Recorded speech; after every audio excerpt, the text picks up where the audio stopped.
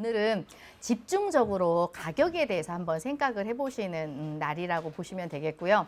우리가 이제 쉽게 소비자이기도 하지만 사실 나중에는 이제 제조해서 판매하거나 아니면 브랜드에서 사람들에게 구매를 그렇게 독려하는 일을 하는 그러한 사람들일 텐데, 우리가 이제 쉽게 옷을 사지만 사실은 그 안에 많은 의사결정들을 하죠. 그죠? 근데 그 많은 의사결정 중에 또 하나가 뭐냐면 가격에 대한 결정입니다. 우리가 백화점에 가보면 굉장히 혼동스럽잖아요. 언제는 100만 원이었다가, 그죠? 어느 순간에는 갑자기 80만 원이었다가, 그 다음에는 50만 원에 판다 그러다가, 그 다음에는 20만 원에도 살 수 있다. 이게 도대체 무슨 소린가? 그치? 왜 브랜드에서는 신뢰성 있게 가격 정책을 하지 않고 이렇게 때때로 가격을 하여간 뭔가 잘 모르겠지만 주기적으로 내리거나 아니면 어떨 때는 막 균일가 판매도 합니다. 그래서 이제 그런 것들이 어떤 이유 때문에 일어나는지 이런 것들에 대해서 오늘 한번 생각을 해볼 거예요. 그래서 이제 기본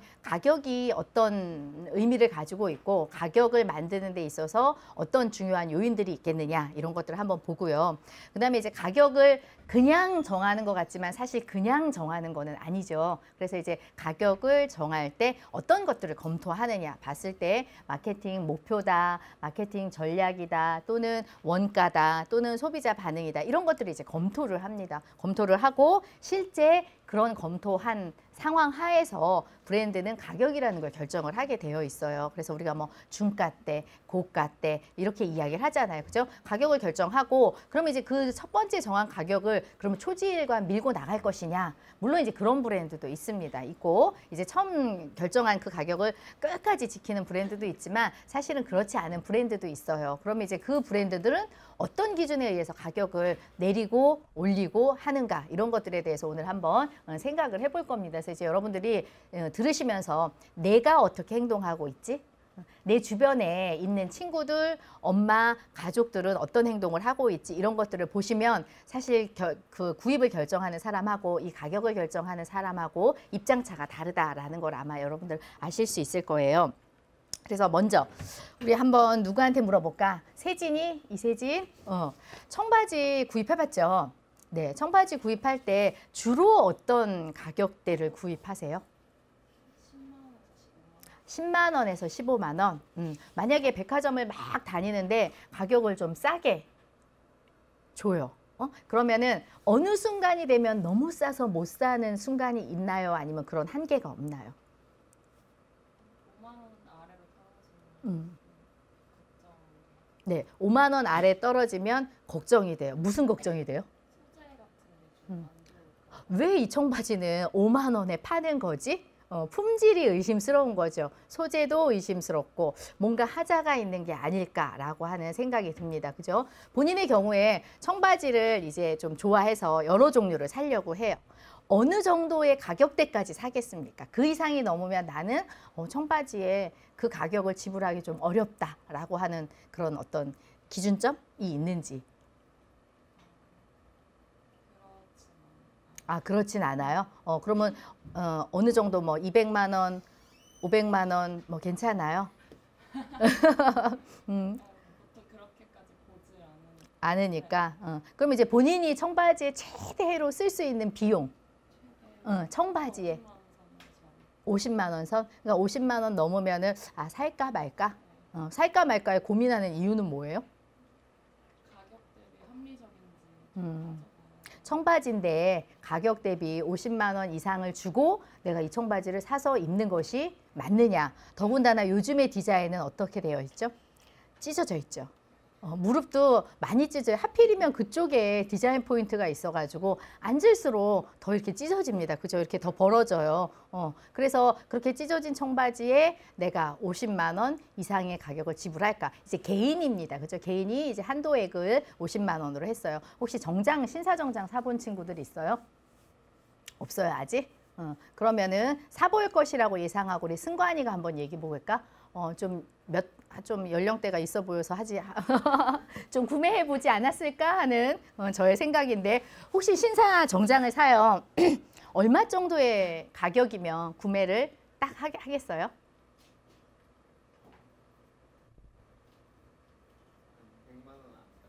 100만 원 정도면 구매를 하겠다. 그죠? 만약에 세일을 해요. 그죠? 브랜드에서 뭐, 어찌됐든 기획도 하고 세일도 합니다. 했을 때 가장 자기가 살 수 있는 가장 적은 돈, 지불을 적게 했을 때 어느 선까지 사겠어요? 10만 원 줘도 한 벌 나올 수 있고 5만 원 줘도 한 벌 나올 수 있습니다. 그죠? 어느 선까지 본인이 구매하시겠어요? 20만 원? 그 20만 원 이하는 왜 안 사요? 싼데. 여기도 마찬가지로 소재, 여러분들이 이제 소재라고 얘기하지만 사실 품질에 대한 그 한 예로 이제 소재라는 얘기를 하겠죠. 정장은 20만 원, 아까 청바지는 5만 원. 그죠? 이제 정장에도 여러 종류가 있고 브랜드도 있고 어떤 디자이너가 만들었느냐에 따라서 가격이 정말 많이 올라가죠. 그죠? 맞춤도 있고 어느 정도까지 본인이 최대한 지불할 수 있겠어요? 최대한. 내 돈 좀 벌었다. 멋진 정장을 하나 사겠다라고 했을 때 최대한 어느 선까지 지불하시겠어요? 2, 300만 원? 예, 알겠습니다. 그러니까 100만 원 정도면은 안팎에서 사는 거는 품질에 대한 의심도 없고, 그죠? 내가 조금 지불을 할 수 있겠다라고 하는 생각을 하고, 그 다음에 이제 그 이상이 확 되면은, 내 수준에 정말 이게 합리적인가라는 생각을 합니다. 그래서 여러분들이 지금 말씀하신 내용이 뭐냐면 가격에 대한 소비자들의 생각이에요. 싸다고 좋냐? 그러면 어느 순간 싸다라는 게 의심이 막 드는 거죠. 이건 뭐야? 언제 거야? 품질이 이상한 거 아니야? 뭔가 문제 있는 거 아니야? 그리고 어느 순간 되면 내가 옷에다 이 많은 돈을 쓰는 게 맞아? 라는 생각이 듭니다. 그죠? 그게 이제 여러분들의 생각이고 이런 것들을 이제 브랜드에서는 생각을 하고 가격을 결정을 하겠죠. 그러면 그거를 조금 우리가 학문적으로 정리를 하면 이런 내용이 되는 거예요. 예를 들면 준거 가격이 있습니다. 여러분들이 말한 게 지금 준거 가격이 내가 청바지에 15만 원 정도, 정장에 내가 100만 원 정도라고 하고 생각을 하고요. 그러면은 좀 싸기도 하고 좀 비싸기도 하다라는 느낌을 여러분들이 갖게 되는 거죠. 그런데 어느 순간 딱 되면은 내가 이거 구매해도 되는 거야? 내 수준에 맞는 거야? 학생 수준에 맞는 거야? 직장인 수준에 맞는 거야? 정장에는 합당한 가격이야? 청바지에는 이 가격이 맞나? 라는 생각을 합니다. 그 가격이 뭐냐면 유보 가격이에요. 이때부터는 내가 탁 구매를 못 합니다. 이거는 한번 다시 생각해보고 아니면 이런저런 브랜드 한번 다시 다녀보고 사야지 라고 생각을 해요. 그죠? 그러니까 이게 뭐냐? 너무 비싼 거죠. 요 시점이 되면 비싼데 이거는 개인마다 다릅니다. 다 일률적으로 똑같다라고 말할 수 없어요. 그죠? 누구는 청바지에 5만 원이 준거 가격일 수 있고 10만 원이 최고가가 될 수 있어요. 그죠? 누구는 반대로 100만 원, 200만 원이 최고가가 될 수가 있고요. 그 다음에 요건 이제 최저 수용 가격이죠. 내가 아무리 싸다고 브랜드 입장에서는 막 우리가 소비자들한테 너무나 많은 혜택을 줘요. 이번 기회에 그냥 혜택을 주자라고 작정을 했습니다. 그래서 싸게 내놔요. 그런데 생각만큼 안 팔리는 경우들이 있습니다. 왜냐? 소비자는 너무 싸면 그 다음부터는 어때요? 이 물건에 대해서 의심을 품기를 시작합니다. 문제가 있어. 그 가격이 뭐냐면 최저 수용 가격입니다. 그래서 우리가 그냥 가격이라고 말하지만 이렇게 나름대로 이거를 뭐 명칭으로 준거 가격이냐, 유보 가격이냐, 뭐 최저 수용 가격이냐 이렇게는 말은 안 하지만 뭐냐면 그 망설이는 시점이 다 있다라는 거죠. 그죠? 그래서 이런 것들에 대해서 한번 생각을 해보고요. 요거는 제가 50만 원으로 설정을 해봤어요. 정장이 있습니다. 100만 원으로 설정했어야 되는데 제가 이제 학생이라는 생각을 갖고 50만 원에 설정을 했는데 50만 원이다. 근데 이게 이제 내가 면접을 가려고 해요. 그래서 이제 지금 브랜드에서 한 50만 원짜리 정장을 딱 사려고 합니다. 그런데 내 입장에서는 이 가격도 어때요? 부담스러워요. 20만 원짜리도 있고 10만 원짜리도 있고 세일하는 것도 있고 한데 내가 50만 원짜리가 비싸다라고 생각하면서도 구입을 했어요. 왜 이 사람은 비싸다라고 생각하면서 50만 원의 돈을 지불하고 옷을 샀을까요? 어떤 이유가 있을까요?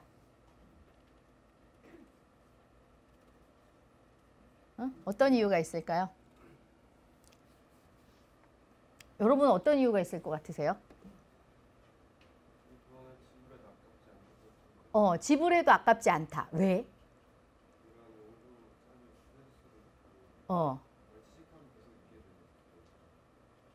네. 그래서 여기서는 보시면 뭐 여러 번 입을 수도 있고 그다음에 유행이 바뀌지 않을 수 있고 브랜드도 제가 제시를 해놨어요. 브랜드도 있고 그다음에 라벨도 제시를 해놨습니다. 소재를 보니 소재도 괜찮은 것 같고 이런 거죠. 그래서 이게 50만 원을 줬다라는 그 가격에는 가격만 있는 건 아니라는 겁니다. 그죠? 가격도 아니고 스타일도 있고 저 스타일이면 내가 몇 년 동안 잘 입을 수 있어. 색상이라는 요소도 있고요. 그 다음에 품질, 소재에 대한 것도 있고 그 다음에 브랜드.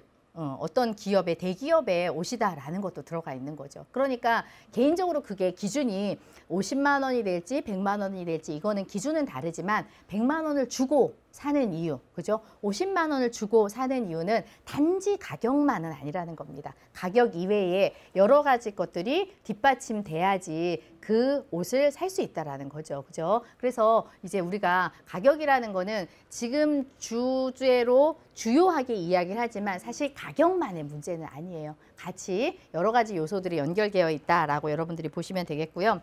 그래서 이제 또 하나 가격에 대한 의문이 생기죠. 왜 가격이 제가 아까 얘기한 것처럼 100만 원부터 20만 원까지 내려오냐 이거예요. 어떤 옷은 똑같이 누구는 100만 원 주고 사고요. 누구는 좀 이따 좀 싸게 50만 원 주고 사고요. 누구는 내년에 20만 원 주고 삽니다. 그러면 소비자들은 되게 혼동스러운 거죠. 그러면서 이런 생각이 들어요. 내가 만약에 하나의 옷을 이제 눈여겨봐뒀습니다. 이번 겨울엔 사야지. 근데 이제 처음에 나왔을 때 비싸요. 세일하면 사야지 좀 기다려요. 근데 세일을 했는데 세일을 하면 살까 말까 하다가 또 기다려요. 그죠? 그러다가 이제 그 다음에 여름에 판매를 합니다. 또 그 제품을 봐요. 어떨까요? 어떤 마음이 들까요? 브랜드에서 나한테 끝까지 사라고 유혹을 하는구나. 뭐 이런 생각도 들고요. 끝까지 사라고 유혹을 함에도 불구하고 나는 끝까지 안 사고 계속 눈여겨만 보고 있는 나의 어떤 그 구매 패턴 뭐 이런 것도 생각을 하게 되겠죠. 그죠? 그런데 그렇게 우리가 계속 처음 나왔을 때도 보고 중간에 할인된 것도 보고 내년 계절이 바뀌었을 때도 보고 라고 하는데 그때마다 같은 제품인데 가격이 다릅니다. 그래서 우리가 이제 많은 제품 중에서 패션 제품은 이렇게 가격이 굉장히 다른데 그 이유는 뭐냐면 계절성을 가지고 있다라는 거죠. 그죠? 계절. 그 다음에 또 하나 뭐냐면 유행이라는 게 있습니다. 그래서 처음에 나왔을 때는 유행에 앞서가면서 그 다음에 이제 계절에 맞고 그 다음에 계절도 이제 많이 지나가는 계절이 아니라 처음 시작할 때 그 계절에 적합한 거죠. 그러면 어떻게 되냐면 정상 가격으로 팔아요. 보통 백화점의 브랜드에서 세일하지 않은 가격. 이게 이제 정상 가격입니다. 그죠? 근데 이제 어느 순간이 되면 할인을 합니다. 물론 초질과 노세일 브랜드도 있어요. 그거는 전략적으로 그 브랜드에서 선택한 전략입니다. 그렇지만 그렇지 않고 일반 브랜드에는 어느 순간이 되면 세일을 하는데 그 어느 순간이라는 거는 만약에 겨울에 됐다. 그럼 겨울이 들어간 첫 번째 시즌 정도에 그죠? 시즌의 첫 번째 달, 뭐 3주나 요 정도가 딱 지나면 이미 이제 세일을 해요. 그래서 브랜드에 따라 5%도 있고 20%도 있고 30%도 있습니다. 브랜드에 따라서 그다음에 복종에 따라서 남성복이냐 여성복이냐 캐주얼이냐 뭐 이런 거에 따라서 그죠? 그러고 나서 그다음에 이제 또 어느 정도가 되면 2차 할인을 해요. 그래서 이제 반값 50%. 그러면 누구는 100만 원 주고 처음부터 사서 입었고 누구는 이제 시즌의 중반에 50만 원 주고 사서 입습니다. 그죠? 그러다가 이제 요거는 시즌 내에서 하는 가격이에요. 그런데 어느 순간 딱 되면 어때요? 처분 가격 그래서 큰 폭으로 할인하면서 이제 백화점에서는 볼 수 없고 패션 아울렛이나 이런 데서 이제 저희가 볼 수 있죠. 그러면 패션 아울렛에서 연중 30에서부터 70%의 그 균일가 판매를 합니다. 라고 이야기를 합니다. 그러면 한 제품인데 이렇게 정상 가격도 팔리고 할인 가격도 팔리고 어느 순간은 땡처리라는 형태로 80% 또는 80%의 균일가 또는 5만 원 균일가 이런 형태로 이제 팔리게 되는 거죠. 그죠? 그래서 이제 여러분들한테 이렇게 이야기를 하는 건 뭐냐면 이후에 가격 전략이라는 게 하나의 요소가 아니라 이렇게 개인에 따라서 또는 소비자가 느끼는 가격에 대한 심리 그죠? 그 다음에 제품의 특성, 브랜드의 특성과 그 다음에 계절이나 유행도를 얼마나 담고 있느냐에 따라서 다른 가격 전략을 쓸 수밖에 없다라는 겁니다. 그래서 이제 이런 것들을 한번 염두에 두시고 그 다음에 이제 내용들을 좀 보시면 내용 보기 전에 하나 더 있네요. 그죠? 보시면 이제 이것도 같은 옷이에요. 옷인데 보시면 100만 원짜리 이제 비싼 브랜드의 패딩을 어디에서는 60만 원. 이건 또 뭐냐? 요즘에 이제 이렇게 제품이 달라서 브랜드가 달라서 소비자의 심리가 달라서 이런 것도 있고 그다음에 유행성이 얼마나 들어갔느냐 그다음에 계절성이 얼마나 적합하냐 안 하냐에 따라서 가격이 달라질 수 있는데 얘는 유통 채널이 다른 거예요. 그래서 우리가 보통 백화점에서 사는 거 또는 할인점에서 사는 거 인터넷에서 사는 거 아니면은 요새는 해외 직구라고 하는 그죠? 해외에서 사는 거에 따라서 같은 제품이지만 이렇게 다른 가격으로 살 수 있다. 또는 같은 제품이지만 시간이나 이벤트에 따라서도 다른 제품을 살 수 있다라는 겁니다. 다른 가격으로 제품을 살 수 있다라는 거죠. 그래서 이렇게 복잡한 여러 가지 상황을 가지고 이제 가격 전략을 수립을 해야 된다라고 보시면 되겠고요. 그래서 이제 가격은 뭐냐 이거죠. 가격. 가격은 우리가 옷을 살 때 지불해야 되는 금전적인 가치입니다. 돈을 100만 원을 내고 돈을 50만 원을 내고 청바지와 정장을 사는 것. 그죠? 그래서 이제 그거를 가격이라고 하고 이 가격은 사실 어때요? 소비자나 경쟁자나 이런 여러 가지 것들을 고려해서 결정이 될 수밖에 없습니다. 아까 얘기했던 우리 소비자가 얼마면 이 가격대의 옷을 살까? 50만 원이면 살까? 아니면 30만 원이면 살까? 아니면 어느 정도 되면은 우리 브랜드에서 이 제품을 사지 않을까라는 것들을 열심히 이제 관찰하고 그에 맞는 가격 전략을 세워야 돼요. 그죠? 그다음에 또 아까 얘기했던 이거를 백화점에서 할인점에서 어디서 살까? 이에 따라서 가격 설정이 또 달라집니다. 또 우리가 같은 브랜드지만 정장을 살까? 티셔츠를 살까? 정장대의 가격과 티셔츠의 가격대가 다를 수가 있는 거죠. 그래서 우리가 간단하게 이렇게 물건을 사용하기 위해서 우리가 구매를 하면서 지불하는 금전적인 가치지만 간단한 문제는 아니라는 거예요. 그래서 많은 요소들을 고려를 해야 된다. 근데 이제 또 가격이 중요한 이유가 있습니다. 뭐냐? 유일하게 수익을 만들어내는 게 가격이에요. 예를 들어서 여러분들이 티셔츠를 만듭니다. 티셔츠를 만들 때 돈이 생기나요? 아니면 비용이 드나요? 비용이 들죠. 그죠? 원단 사야죠. 부자재 사야죠. 실 사야죠. 비용이 들어요. 그죠? 그 다음에 예를 들면 대리점을 개설을 해요.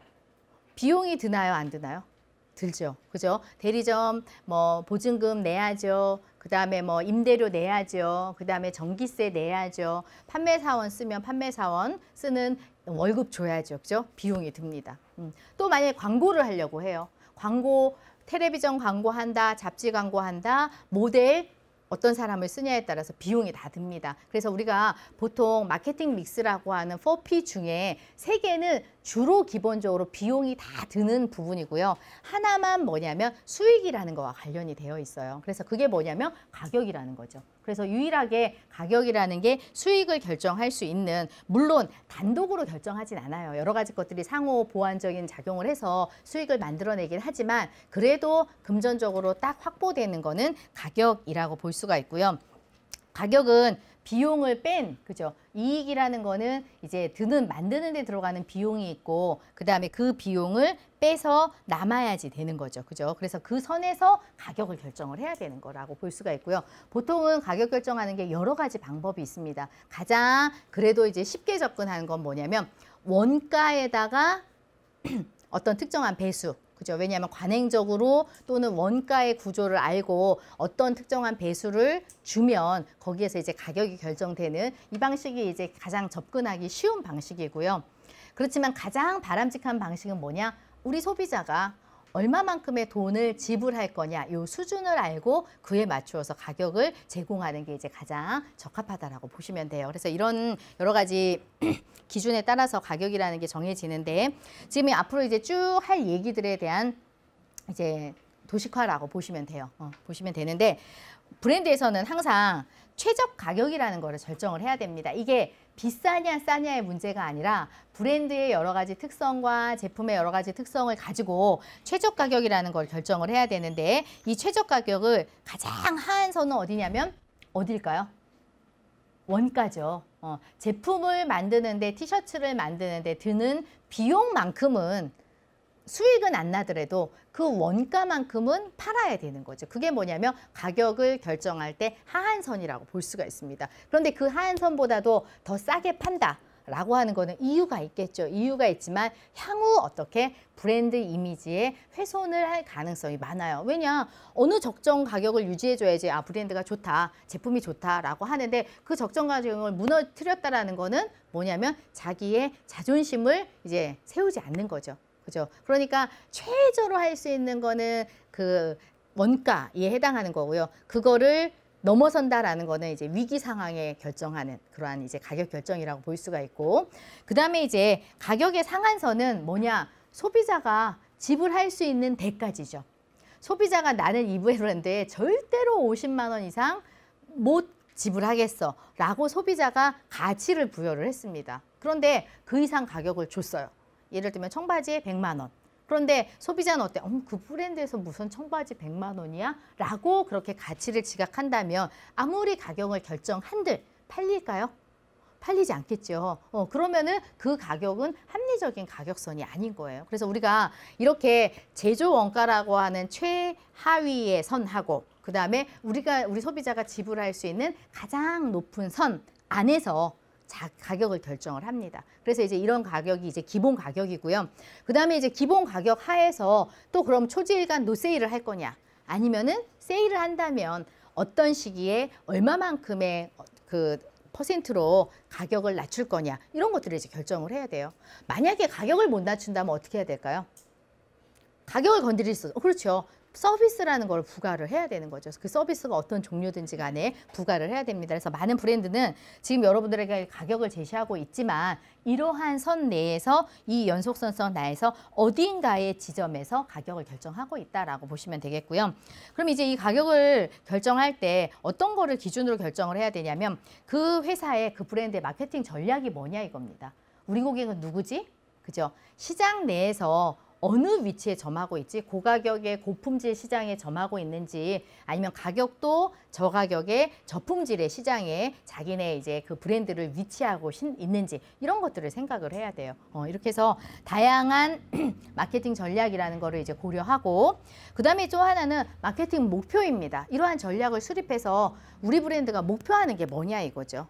단기적인 이익을 극대화할 것이냐 아니면 시장에 있어서 그 브랜드의 점유율을 높일 거냐 아니면 지금 선에서 살아남는 게 중요한 브랜드도 있습니다. 그죠? 그럼 이제 살아남을 것이냐에 따라서 어떻게 가격을 결정을 할 수가 있어요. 이익을 극대화하려면 뭐 가격을 높게 설정하는 게 좋겠죠. 그죠? 그렇지만 지금 회사의 사정이 생존의 목적이 있어요. 그럼 어떻게? 브랜드의 자존심까지 고임박한 선까지 어떻게 가격을 낮추어서 일단 살고 그 다음에 이제 또 다른 가격 정책을 써야 되는 거죠.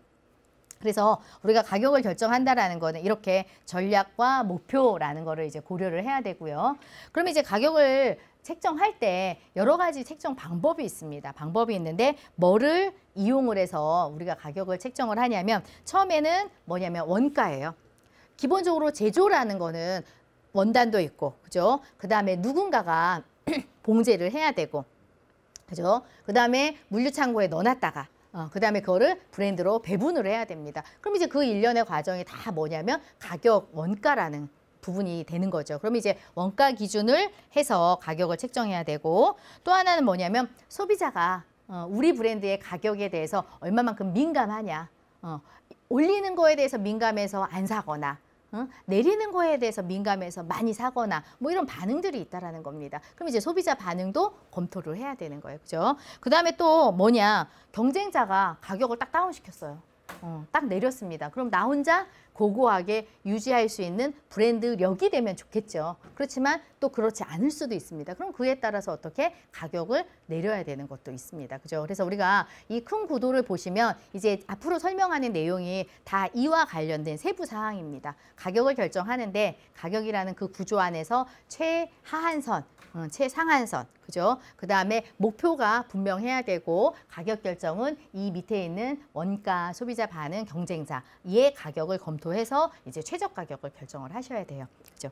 그럼 이제 먼저 첫 번째에 마케팅 전략을 검토를 합니다. 그 브랜드의 마케팅 전략이 뭐냐 이거죠. 그 뭐냐에 따라서 어떻게 가격을 결정을 하는데 이 마케팅 전략을 검토할 때 가장 일반적으로 검토하는 게 뭐냐면 제품 포트폴리오라고 있습니다. 이거는 제품이라고 말했지만 또 다른 말로 하면 뭐냐면 브랜드 포트폴리오라고 볼 수가 있어요. 이 브랜드 포트폴리오는 뭐냐? 기업이 한 브랜드만 가지고 있는 건 아니잖아요. 그죠? 예를 들면 브랜드 제품이라고 했을 때 제품이 한 종류만 있는 게 아닙니다. 그래서 브랜드, 제품 양쪽으로 이제 생각을 하셔야 되는데 예를 들면 한섬이다. 그럼 한섬이 한 브랜드만 가지고 있지 않고 여성복 여러 브랜드를 가지고 있고요. 그죠? LG 패션이다. 그러면 LG 패션이 남성복, 여성복, 스포츠 여러 브랜드를 가지고 있습니다. 그러면 그 각각의 브랜드가 가격을 결정해야 되는데 이 가격을 어떤 식으로 결정을 해야 되겠느냐 이런 것들을 이제 결정을 해야 되는 거죠. 그래서 우리가 요거를 제품 포트폴리오 상에 각 제품 또는 브랜드의 매력도에 따라서 우리가 사업을 어떻게 철수할 거냐 아니면 여기다가 지원을 더해서 브랜드를 더 좋게 또는 제품을 더 좋게 만들어야 되겠느냐 이런 것들을 이제 결정을 해야 되는 거예요. 그래서 우리가 이런 거를 결정할 때 가장 많이 쓰는 게 뭐냐면 보스턴 컨설팅 회사에서 나오는 요 시장 성장률하고 시장 점유율 이 구조를 가지고 브랜드에 대한 그 포트폴리오를 구성을 합니다. 그러니까 브랜드에 대한 포트폴리오를 구성한다는 건 뭐냐? 없애야 되는 브랜드, 계속 지원을 해야 되는 브랜드 아니면은 지금 현재 상태 문제가 되지만 지원을 많이 해서 향후 이제 키워야 될 브랜드 뭐 이런 것들을 이제 선정을 하는 거예요. 그러면 이제 브랜드로서는 그렇고 예를 들면은 라인이라고 했을 때는 우리가 정장도 있고 캐주얼도 있고 또는 정장인데 그 안에 조금 더 보편적인 그 라인이 있고 조금 더 고급스러운 라인이 있습니다. 그러면 이제 그거를 판단을 하는 거죠. 이 라인을 없앨까? 이 브랜드를 없앨까? 이 라인을 키울까? 이런 것들을 의사결정을 해야 됩니다. 그래서 그 매력도를 평가를 하는데 매력도의 기준이 두 가지인데 하나는 뭐냐면 성장률이에요. 그죠? 시장이 굉장히 성장하고 있다라는 거. 그다음에 하나는 그 시장 내에서 우리 브랜드가 얼마만큼 점유율, 시장에서의 그 고객들을 많이 점하고 있고 매출이 많이 일어나고 있느냐 이 기준에 따라서 4개로 나눌 수 있습니다. 그럼 예를 들어서 지금 패션 시장에서 뜨는 시장은 어디가 있을까요? 패션 시장에서 뜨는 시장. 예, 스포츠, 아웃도어 계속 뜨고 있고 뭐 재화 잡화 물론 규모는 작지만 뜨고 있다라고 얘기하고요. 그다음에 고객들의 고령화로 인해서 어느 시장이 뜰까요? 앞으로 중장년층을 대상으로 한 그러한 시장이 뜨겠죠. 그럼 걔네는 뭐냐? 향후 시장의 성장률이 높을 거다라는 겁니다. 그죠? 이 생각을 가지시고 그다음에 이제 우리 브랜드가 그러면 예를 들면 중장년층을 대상으로 하는 패션 시장에서의 시장 점유율이 높은가? 그죠? 또는 지금 한참 뜨고 있는 아웃도어 시장에서 우리가 시장 점유율이 높은가? 높지 않는가 해보시면 여러분들 머릿속에 떠오르는 브랜드가 있을 겁니다. 그죠? 그 다음에 예를 들면 재화랑 잡화 시장이 뜨고 있다는데 그러면 그 시장에서 우리가 지금 시장 점유율이 높은 회사인지 아닌지 아니면 아예 그런 라인을 가지고 있지 않은지 이런 것들을 이제 한번 생각을 해보시면 돼요. 그래서 이제 먼저 여기에 보시면 이게 이제 문제아라고 하는 부분인데 문제아나 물음표입니다. 뭐냐? 뭔가 이제 좀 아직 의문 상태인 거죠. 그 이유는 뭐냐? 시장 성장률은 높아요. 그러니까 예를 들면 중장년층 패션 시장이라든지 아니면 뭐 스포츠 아웃도어 시장이라든지 재화잡화 시장이라든지 성장률은 높은데 우리 브랜드가 가지고 있는 시장 점유율은 낮다라는 거죠. 그러면 향후 성장할 시장인데 우리는 아직 경쟁력이 없어요. 어떻게 해야 될까요? 경쟁력을 키우든지 경쟁력이 없다고 판단되면 빨리 없애든지 해야 되는 거죠. 그죠? 그래서 이 시장은 수익은 일단 잘 안 나고 그죠? 의사결정을 해야 됩니다. 어떻게 확대해서 좋은 시장으로 이동을 시킬까? 아니면 어떻게 그냥 이 상태로 접을까라는 걸 결정을 해야 되죠. 그럼 이 시장은 계속적으로 시장을 확대를 하려면 가격을 낮춰가지고 사람들에게 많이 인지할 수 있도록 만들고 그 시장을 키워야 되는 거죠. 그래서 수익은 안 나도 어때요? 향후 의사결정을 이 시장을 키우겠다라고 하면은 계속 비용이 들어가야 되는 시장입니다. 그죠? 그 다음에 여기 시장은 뭐냐면 이제 별이라고 하는 시장인데 지금 상태로는 시장 점유 성장률도 높고 그죠? 지금 어때요? 내가 이 시장에서의 시장 점유율도 높습니다. 좋은 거죠. 성장하는 시장에 나도 점유율이 높아요. 높다라는 거는 성장하는 시장은 다른 사람들도 어때요? 진입을 많이 하죠. 진입을 많이 해서 경쟁이 치열해질 수 있습니다. 그리고 수익은 뭐냐? 성장하고 나도 점유율이 높기 때문에 수익은 안정적으로 나와요. 나오지만 그 위치에서 나의 경쟁력을 계속 유지하려면 어때요? 투자가 들어갈 수밖에 없습니다. 그러면 어떠냐면 이 투자를 지속적으로 해야 되는 거죠. 지속적으로 해야 되는 그런 이제 전략을 쓸 수밖에 없는 거고요.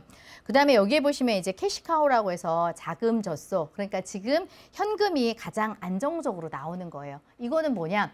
시장 성장률은 그리 많이 없어요. 그리 많이 없는데 문제는 그 시장에서 내가 어떻게 좋은 자리를 점하고 있는 겁니다. 그러니까 성장률이 많이 없으니까 진입하는 사람들은 많이 없고 대신 내가 안정적인 매출을 실현하고 있는 시장이 되는 거죠. 그죠? 그러니까 여기는 굉장히 현금 흐름이나 이런 부분에 있어서는 자금이 굉장히 안정적이에요. 그럼 이제 이런 자금을 가지고 예를 들면 여기에다가 스타라고 하는 브랜드에다가 예를 들면 투자를 할 수도 있고요. 아니면은 앞으로 뜰 시장이라고 하는 상태에서 지금은 경쟁력이 없지만 이 시장에 이제 투자를 할 수도 있는 거죠. 그죠? 이런 식으로 의사결정을 할 수가 있고. 그래서 여기는 뭐냐?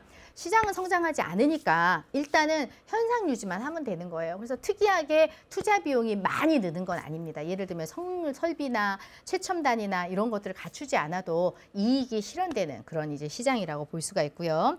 그 다음에 요거는 이제 개라고 해서 여기는 성장률도 앞으로 별로 없어 보이고 전망이, 그죠? 나도 지금 별로 경쟁력이 없어요. 그러니까 그냥 그 수준에서 그냥 이익을 조금 실현을 할 수 있거나 아니면 이제 장기적으로 봤을 때는 별로 비전이 없는 그러한 영역이 됩니다. 그죠? 그러면 이건 어떻게? 철수를 해야 되는 거죠. 그죠? 그래서 각기 이렇게 4개의 어떤 그 포트폴리오를 가지고 이 브랜드는 없애야 되겠다. 이 브랜드는 키워야 되겠다. 이 브랜드는 앞으로 유망 사업으로 키워야 되겠다. 이런 것들을 이제 의사결정을 해야 돼요. 그죠? 그럼 여러분들이 예를 들면 코롱 인더스트리에 내가 이제 전체 책임자예요. 책임자고 그 안에 각각의 브랜드가 있습니다.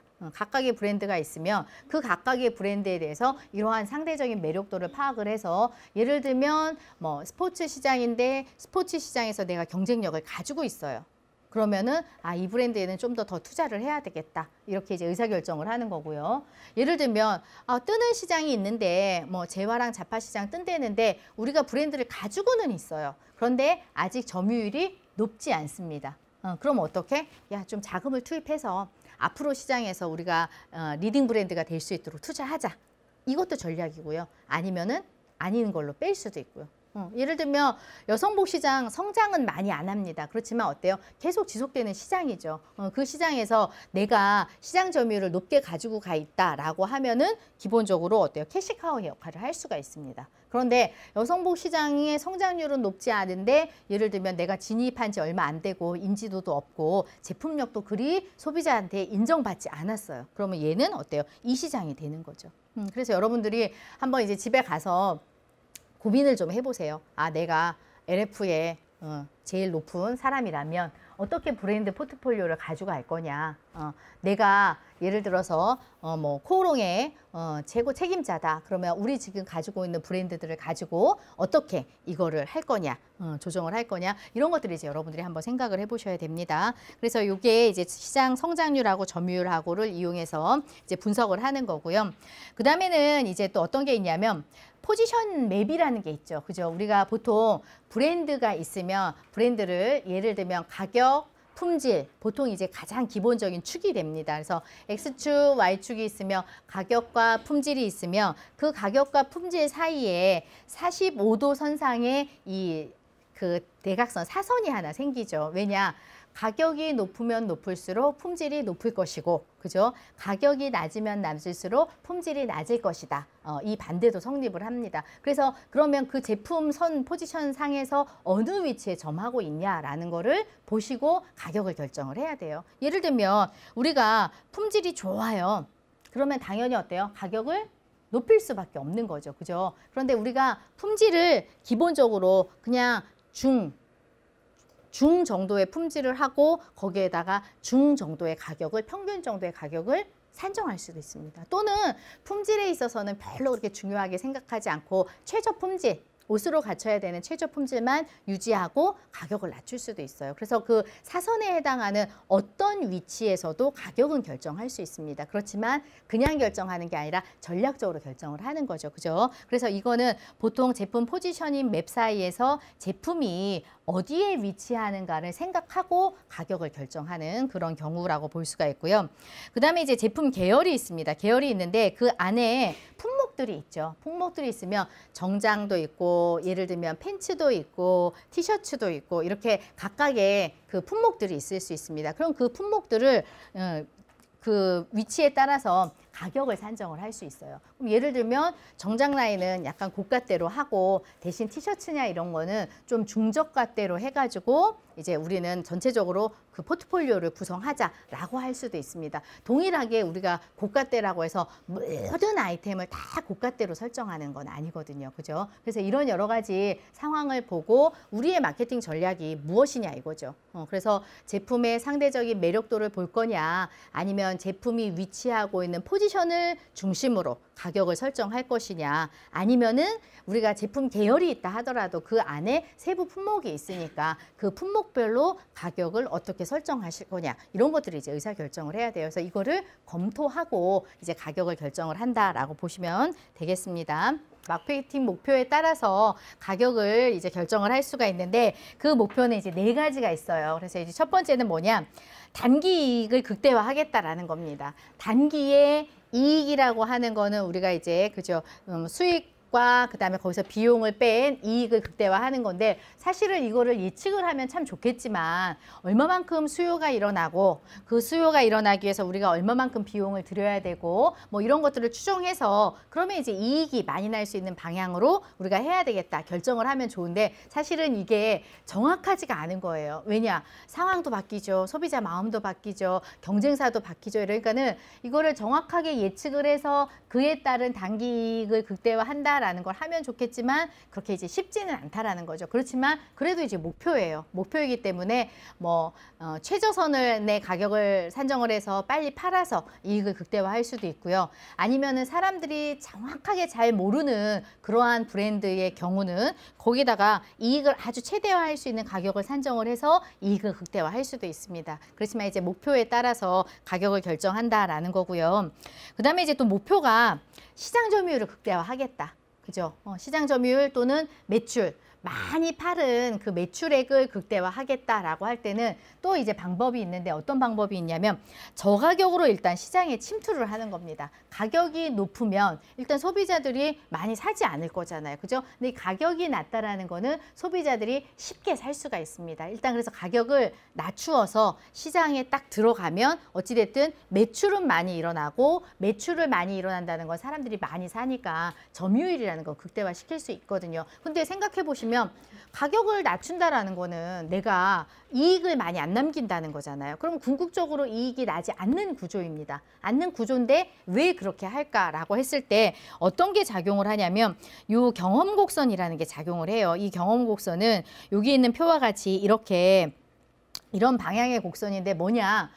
10개를 생산을 하고 100개를 생산할 때는 생산 원가가 높을 수밖에 없습니다. 왜냐하면 10개를 하던 100개를 하던 이제 들어가야 되는 원단, 부자재, 사람 쓰는 거, 유통 다 똑같거든요. 들어가는 비용이. 그런데 그거를 완전히 생산량을 늘려서 거의 뭐 800장이다 아니면 더 이상의 그러한 어떤 그 물량을 확보를 한다면 만드는 사람도 쉽게 만들 수 있고요. 그러니까는 시간당 생산되는 그 뭐 티셔츠다라고 하면 생산되는 양이 많아지고요. 그죠? 그 다음에 원가를 줄일 수 있는 구조가 많이 있습니다. 왜냐? 많이 사면 원단도 적게 들어가고 그 다음에 부자재를 사더라도 싸게 살 수 있고 이런 거죠. 그래서 생산량이 많아지면 일단은 원가를 줄일 수 있는 방법이 많아지기 때문에 일정한 이상을 판매를 하면 그 다음부터 이제 수익이 올 수 있는 구조라는 겁니다. 처음에는 수익이 안 생기지만 그래서 이런 거를 이제 목표로 한다라고 하면 요거 요거 이제 저가격으로 일단은 시장에 침투를 해서 그 다음에 시장 점유율을 극대화하는 거죠. 그 다음에 가격 전략은 또다시 여러 가지 것들을 검토해서 유지할 수도 있고 수정할 수도 있습니다. 그죠? 그렇지만 이제 이런 방법을 쓰는 거고, 그 다음에 이제 어떤 경우는 우리는 최고의 제품의 품질을 추구하겠다. 예를 들면 구두 하나 만드는데 최고의 그 인체공학적인 틀을 떠서 그 다음에 최고의 장인이 시간을 많이 들여서 한다. 그러면 그거는 최고의 품질을 유지를 하는 거예요. 그러면 최고의 품질을 유지를 하려면 기본적으로 가격을 어때요?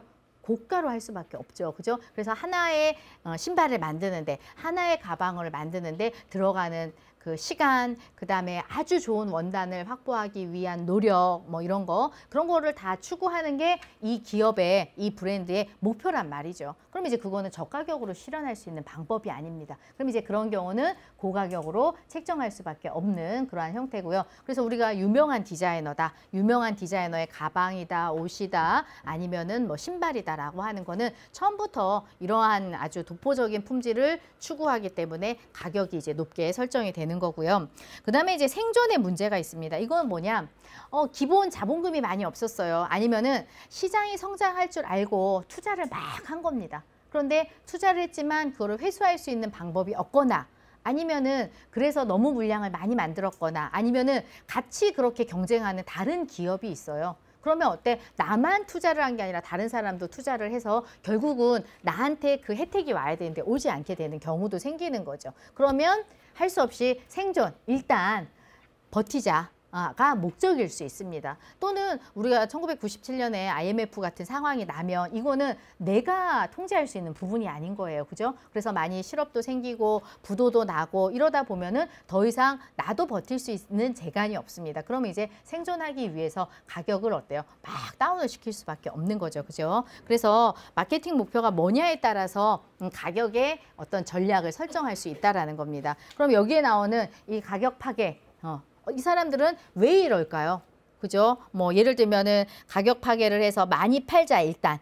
왜냐하면 기존 가격이 아닌 상태로. 그 다음에 요일별로 반값 할인 정도, 뭐 아니면은 1+1 해가지고 가격 파괴를 막 행사하는 거는 일단은 기업이 버티고 보자라는 겁니다. 그죠? 그래서 이렇게 다양한 행사를 통해서 이제 생존이라고 하는 전략을 택한 거고요. 그렇지만 이제 기업마다 그 마케팅 목표가 무엇이냐에 따라서 이제 다른 가격 전략을 쓰게 되는 거죠. 그럼 이제 이렇게 마케팅 목표를 이제 설정하거나 마케팅 전략을 검토하거나 이런 걸 이제 검토를 하고 가격을 결정하는 거고, 그 다음에 이제 원가 구조를 검토하는 겁니다. 제품을 만들어내는데 원가가 어떻게 들지라는 걸 보면 우리가 이제 티셔츠를 만든다라고 봤을 때 재료비가 있고요. 그죠? 인건비가 있고 거기에 따른 운영비가 있습니다. 그러면 적어도 내가 티셔츠 한 장을 만들기 위해서 들어가는 아주 최소한의 비용이 있다라는 거죠. 그럼 그 비용을 산정을 해야 된다는 겁니다. 그 비용을 무시하고 가격 결정을 할 수가 없는 거죠. 그래서 이제 그 비용은 이렇게 재료비, 내가 티셔츠를 만들려면 거기에 따른 원단도 있어야 되고 거기에 따른 뭐 안감이라든지 이런 것도 있어야 되고 그거를 받기 위한 봉제사도 있어야 되고, 그죠? 실도 있어야 되고, 그 다음에 이제 재봉틀이 있다면 그 기기를 유지하는 데 필요한 비용도 있습니다. 그래서 그거를 간접, 직접 비용으로 나눠서 이게 이제 다 재료비가 되는 거예요. 재료비가 되고, 그 다음에 이제 노무비라고 하는 건 이제 인건비에 해당하는 건데, 예를 들면 직접 노무비라는 거는 그 사람이 이 티셔츠를 봉제해서 완성하는데 들어가는 시간이 있잖아요. 그럼 시간에다가 그 사람이 시간당 일하는 이제 수당이라는 게 있습니다.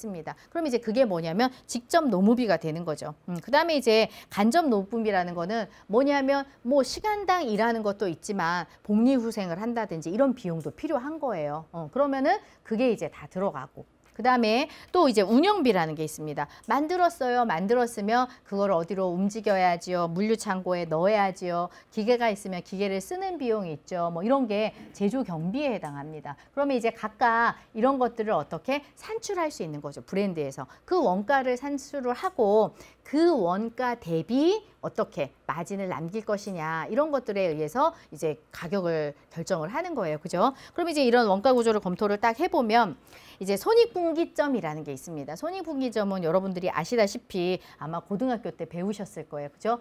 이익과 손해가 나는, 그죠? 손해를 넘어서 이익으로 전환하는 그 시점, 매출량이라든지 판매량이 있는데 그거를 이제 파악을 하고 그 이상이 되도록 만들어야 되는 거죠. 그죠? 그래서 그 포인트를 우리가 이제 손익분기점이라고 하고, 결국 뭐냐? 투자 비용이 있으면 이 원가가 들어갔으면 그 원가를 최소한 어떻게 회수할 수 있는 비용.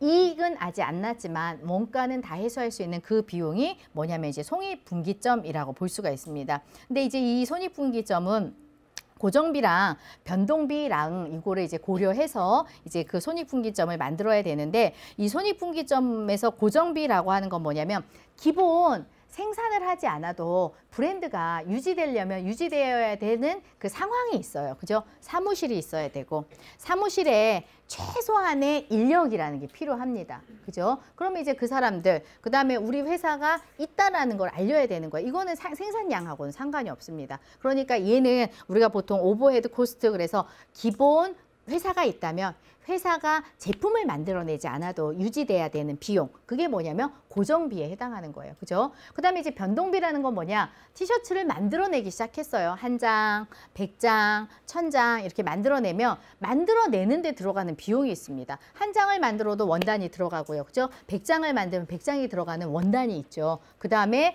그거가 이제 다 재료비라는 게 있습니다. 그러면 이제 그게 뭐냐면 변동비예요. 그래서 우리가 원가라는 걸 계산할 때 그러면 변동비만 계산할까요? 진짜 티셔츠 1장을 만들어내는 데 들어가는 비용만 그렇게 할 수는 없어요. 그죠? 왜냐? 그 회사가 유지되고 그 회사가 어떤 공간이라는 걸 차지하고 있어야 되고, 공간에 사람이 있다라는 거는 최소한의 비용이 들어가는 겁니다. 그럼 그 고정비도 어떻게? 합산을 해야죠. 만약에 커피가 원가가 100원이에요. 왜 4,000원을 내나요? 그 커피만이 아니잖아요. 그죠? 그 공간을 쓰고 공간을 아름답게 만드는 인테리어 비용이 있고 그 공간을 지키는 사람들이 있고 이런 거죠. 그죠? 그래서 이제 그런 것들을 다 고려한 게 뭐냐면 원가라는 개념입니다. 그러면 이제 우리가 보통 손익분기점이라고 하는 거는 이 고정비는 생산이 안 돼도 쭉 일상적으로 들어가는 비용이 있다라는 겁니다. 사무실 임대료, 그죠? 그 다음에 최소한의 직원이라고 하는 게 있고요. 그 다음에 이제 만들어내기 시작하면서 들어가는 변동비라는 게 있죠. 그러면 비용은 어디부터 발생을 하냐면 이 고정비 이상부터 어때요? 이게 다 비용이에요. 고정비도 비용이고 그 다음에 변동비가 들어가면 비용이 더 늘어나는 거죠. 늘어나는데 처음에는 판매가 안 되니까 수익은 0부터 시작합니다. 당연하죠. 그죠? 아무것도 안 팔았는데 고정비는 들어간다라는 거예요. 그런데 티셔츠 1장을 만들어내서 이제 팔기 시작하면 이제 100장 팔고 200장 팔고 300장 팔고 쭉 팔아서 어느 순간이 되면 내가 투자한 그 액수의 최저 비용, 이익은 남기지 않는 요 시점이 생기는데 요게 이제 손익분기점이라고 볼 수가 있어요. 그래서 요거는 이제 예를 드린 겁니다. 5,000개 이상 팔 때까지는 이제 투자한 비용을 걷어내는 거, 회수하는 과정이에요. 그죠? 그럼 여기까지는 아직 이익이 나지 않는 과정입니다. 그래서 5,000개 이상이 되면 그때부터 파는 거는 어떠냐면 이익으로 돌아서는 구조라고 볼 수가 있어요. 그래서 이제 쭉 팔면은 그게 이제 여기가 이익으로 남고 그게 이제 수익이 되는 것을 볼 수가 있습니다. 그래서 이게 5,000개. 그래서 이제 우리가 구하는 곡식은 손익분기점 요 매출 그 판매량을 구하는 거는 가격이 있고요. 그죠? 소비자들한테 파는 가격이 있고 그 다음에 들어가는 최저한의 원가라는 게 있고 그거가 실제 이제 고정비라고 하는 유지하는 데 드는 비용 요거를 이제 나누면 그 이제 판매량을 이제 우리가 산출해 낼 수 있습니다. 그래서 이 손익분기점을 이제 고려를 해야 되는 거예요. 그래서 원가에 의한 거는 정말 원가가 얼마만큼 드냐. 그래서 재료비, 노무비, 제조 경비, 그 다음에 그런 것들을 다 고려했을 때 손익분기점이 내가 얼마만큼 팔아야지 이익으로 전환할 수 있는 거냐라는 거를 검토를 해야 된다라는 겁니다. 그래서 가격이 여기 앞에서 말한 것처럼 8만으로 설정하는 게 맞느냐. 더 높게 설정을 해야 되느냐. 판매량이 적어질 것 같으면 어떻게 더 가격을 낮춰야 되고 뭐 이런 것들을 조정을 해야 되는 거죠. 그죠? 그다음에 이제 요 두 번째는 소비자 반응을 검토하는 겁니다. 원가를 할까 소비자 반응을 할까 했을 때 소비자 반응을 검토하는 건데 보통의 경우는 어떤 반응이냐면 가격이 높아지면 구매를 해요, 안 해요? 안 해요, 보통의 경우는. 근데 하는 경우도 있습니다. 가격이 높아지면 높아질수록 사람들이 좋아하면서 구매하는 경우도 있죠. 그죠? 그래서 이제 그 세 경우가 있는데 한 경우는 요 두 개예요. 첫 번째 경우는 뭐냐? 가격이 높아지면 소비자들은 구매량이 줄는 그 곡선입니다. 그래서 얘는 다 어떠냐면 마이너스에 해당하는 이제 이 그래프가 돼요. 그래프가 되는데 뭐냐? 10,000원에서 그러니까 일시, 백, 천만, 10만 원. 그죠? 10만 원에서 10만 2천 원이 되면 가격은 상승을 했죠. 상승을 했는데 요때 10만 원에서 사는 요 판매 구매량하고 사람들이 구매량하고 그다음에 10만 2천 원이 됐을 때 사는 구매량을 하고 했을 때 요 구매량이 감소가 돼요. 감소가 되는데 얘는 감소가 비교적 적은 거고요. 얘는 비교적 감소가 많은 겁니다. 그죠? 그래프가 좀 더 누워 있죠. 이게 뭐냐면 우리가 이제 가격 탄력성이라는 거예요. 가격 탄력성은 소비자가 가격에 대해서 얼마나 민감하냐는 겁니다. 쬐끔 올렸는데 구매량이 확 떨어져요. 그러면 민감한 거죠. 그죠? 쬐끔 올렸는데 그냥 올려긴 올렸으나 그냥 구매량이 별로 많이 떨어지지 않습니다. 그럼 소비자가 가격에 덜 민감한 거예요. 그러니까 둘 다는 뭐냐? 가격에 민감하긴 하나 얘는 조금 가격 탄력성이 낮고 가격에 좀 덜 민감한 거고 소비자가. 그죠? 얘는 굉장히 민감한 거죠. 그래서 이제 계산으로 말하면 가격의 변화율 분의 수요의 변화율이 가격 탄력성이고요. 얘 같은 경우는 좀 더 어떻게 가격 탄력성이 낮은 거죠. 어떨 때 낮을까요? 가격이 민감하지 않아요. 가격을 조금 올렸는데 내가 조금 올렸다 그래서 구매를 딱 하진 이제 구매를 단절하진 않는다라는 거죠. 그러면 뭐냐면 꼭 필요한 거. 그죠? 꼭 입어야 되는 거는 가격을 좀 인상해도 내가 안 살 수가 없는 거죠. 그런데 예를 들면 꼭 필요하진 않아요. 신사정장이다. 없는 건 아닙니다. 있어요. 있는데 요즘에 맞는 핏이길 원해요. 또는 요즘에 나오는 뭐 색상을 원해요. 그러면은 있긴 있어요. 있긴 있는데 어떻게? 또 다른 걸 사면 좋겠지만 안 사도 되는 상황이에요. 그러면은 가격의 민감도가 높겠죠. 가격을 올리면 안 사게 되는 거죠. 그죠? 그래서 꼭 필요한 필수재나 아니면은 오히려 명품 브랜드 같아서 좀 가격이 높고 품질도 좋아요. 그런데 가격을 인상을 했을 때 그냥 뭐 그 정도 인상은 별로 나에게 크게 영향을 안 미칩니다. 이런 경우는 여기가 가격 민감도가 낮고요. 얘는 뭐냐면 가격을 좀 올렸어요. 그러면 나 사지 말아야 되겠다. 이렇게 되는 거예요. 그래서 소비자가 우리 브랜드에 대해서 우리 제품에 대해서 얼마나 가격에 민감하게 반응하냐를 고려해서 가격을 인상하거나 내리거나 해야 되는 거죠. 그죠? 아까는 원가라는 개념입니다. 내가 원가 얼마 들었지? 이익을 날려면 어떻게 해야 되지? 이익의 중심이라면 얘는 소비자가 가격에 민감하냐 덜 민감하냐 이거를 이제 생각을 해야 되는 거예요. 그죠? 그래서 이제 그 반응을 보고 우리가 이제 가격을 선정을 해야 된다라는 거고요. 보통 이제 수요 탄력성이 낮다. 우리가 탄력성이 낮다라고 하는 거는 가격을 올렸는데 수요가 감소폭이 적은 걸 얘기를 합니다. 그 적은 거는 뭐냐? 대체품이 없어요. 이걸 사야 되는 거야. 이 브랜드, 이 제품을. 별로 대안이 없으니까 가격이 좀 인상돼도 내가 거기에 민감하게 반응하지 않고 그거를 이제 사는 경우가 되겠고요. 또는 아주 가격이 높다라고 기본적으로 인식하고 있어요. 인식하고 있으면 굳이 가격을 좀 더 높였다고 해서 내가 안 살 이유가 없는 거죠. 이럴 때 우리가 이제 보통 가격의 수요 탄력성이 낮지만 비탄력적이지만 그래도 이제 소비자가 구매를 하는 경우고요. 보통은 앞에와 같은 요 구조를 가지고 있는 게 보통의 소비자 반응입니다. 반응인데 실제 수요의 가격 탄력성이 양인 경우가 있어요. 양인 경우는 뭐냐? 가격을 인상을 할수록 판매량이 100에서 200으로 늘어요. 완전히 도표의 방향이 반대죠. 이렇게. 그죠? 얘는 뭐냐? 비싸면 비쌀수록 사람들이 더 사는 거예요. 어떤 제품이 있을까요? 비싸면 비쌀수록. 그죠? 유명한 명품, 아니면 희소한 어떤 제품 이런 거는 비싸면 비쌀수록 그게 가격이 싸면 더 이상한 거죠. 비싸면 어때요? 더 사고 싶고 그런 생각이 있는 거죠. 그래서 예를 들면 뭐 겨울 패딩이다. 옥션에서 아까 말한 110만 원짜리를 60만 원에 할 수 있는데 그렇지 않고 110만 원에 계속 팔아요. 그런데 어때요? 더 잘 팔려요. 예를 들면 1000만 원짜리 뭐가 있어요. 액세서리가 있어요. 그런데 그게 가격을 더 인상하면 더 잘 팔려요. 그게 뭐냐면 수요의 탄력성이 양인 경우입니다. 그럼 우리의 고객은 이런 특성을 가지고 있는데 자꾸 이 음의 방향을 가지고 있는 탄력성으로 생각을 하거나 그에 의해서 가격 결정을 하면 그거는 이제 고객하고 맞지 않는 거죠. 그죠? 고객이나 제품하고 맞지 않는 겁니다. 그래서 이제 이런 것들을 잘 생각을 해야 되고요. 그래서 우리가 보통 보시면 뭐 명품이다. 그런데 가격을 계속 인상한다라고 나옵니다. 그죠? 그러면은 여기에 뭐 소비자 반응이 어떻다 말도 있지만 뭐냐? 우리가 가격을 높일수록 소비자가 품질이 좋고 브랜드가 좋다라고 인식을 한다면 이거는 이제 우리가 보통 음의 탄력성을 갖는 그러한 이제 수요 가격 탄력성이 아니라 양의 그 가격 탄력성을 가지고 있는 제품 또는 브랜드라고 볼 수가 있겠습니다. 그래서 이런 경우는 대부분 자기의 지위 또는 과시적인 성향 이런 것들을 나타내고자 하는 브랜드에서 주로 이제 쓸 수 있는 그러한 이제 방법이 되겠고요. 그다음에 이제 경쟁 제품을 검토를 하는 거예요.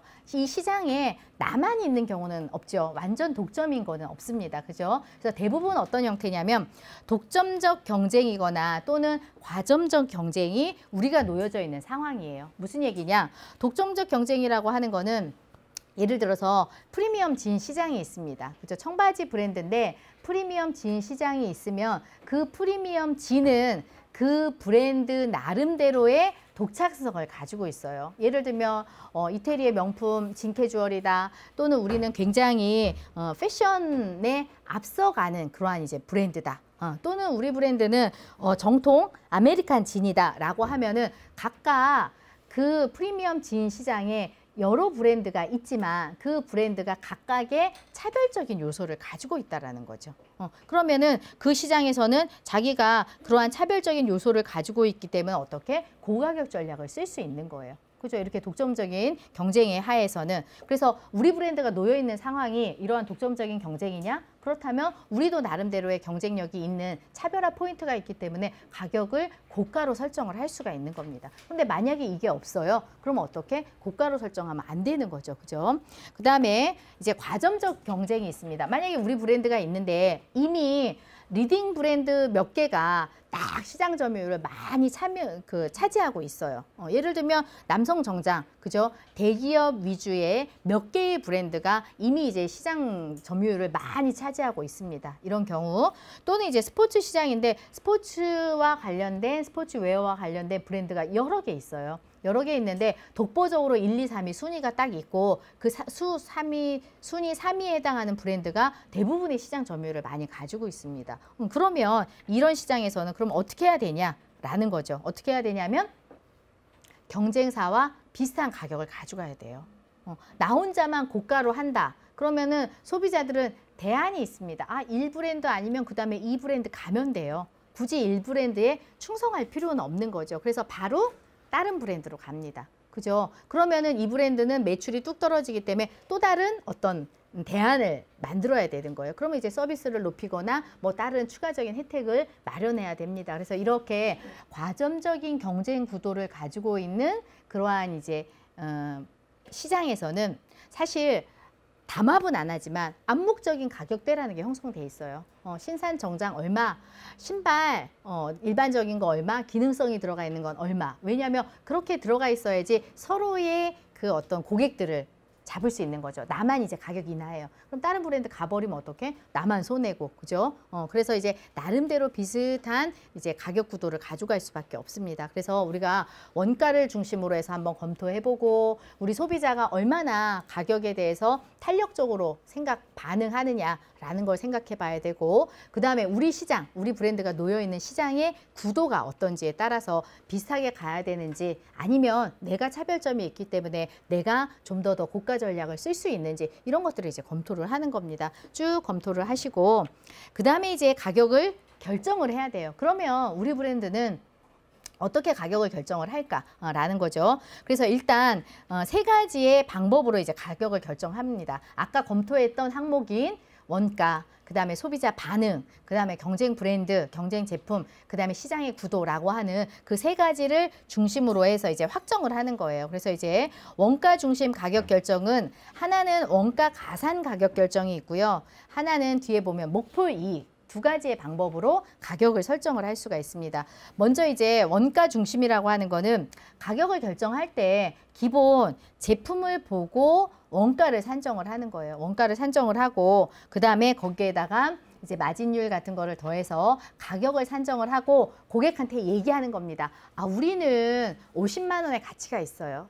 우리는 원가나 브랜드력이나 이렇게 봤을 때 50만 원이 넘습니다. 라고 이야기를 하는 겁니다.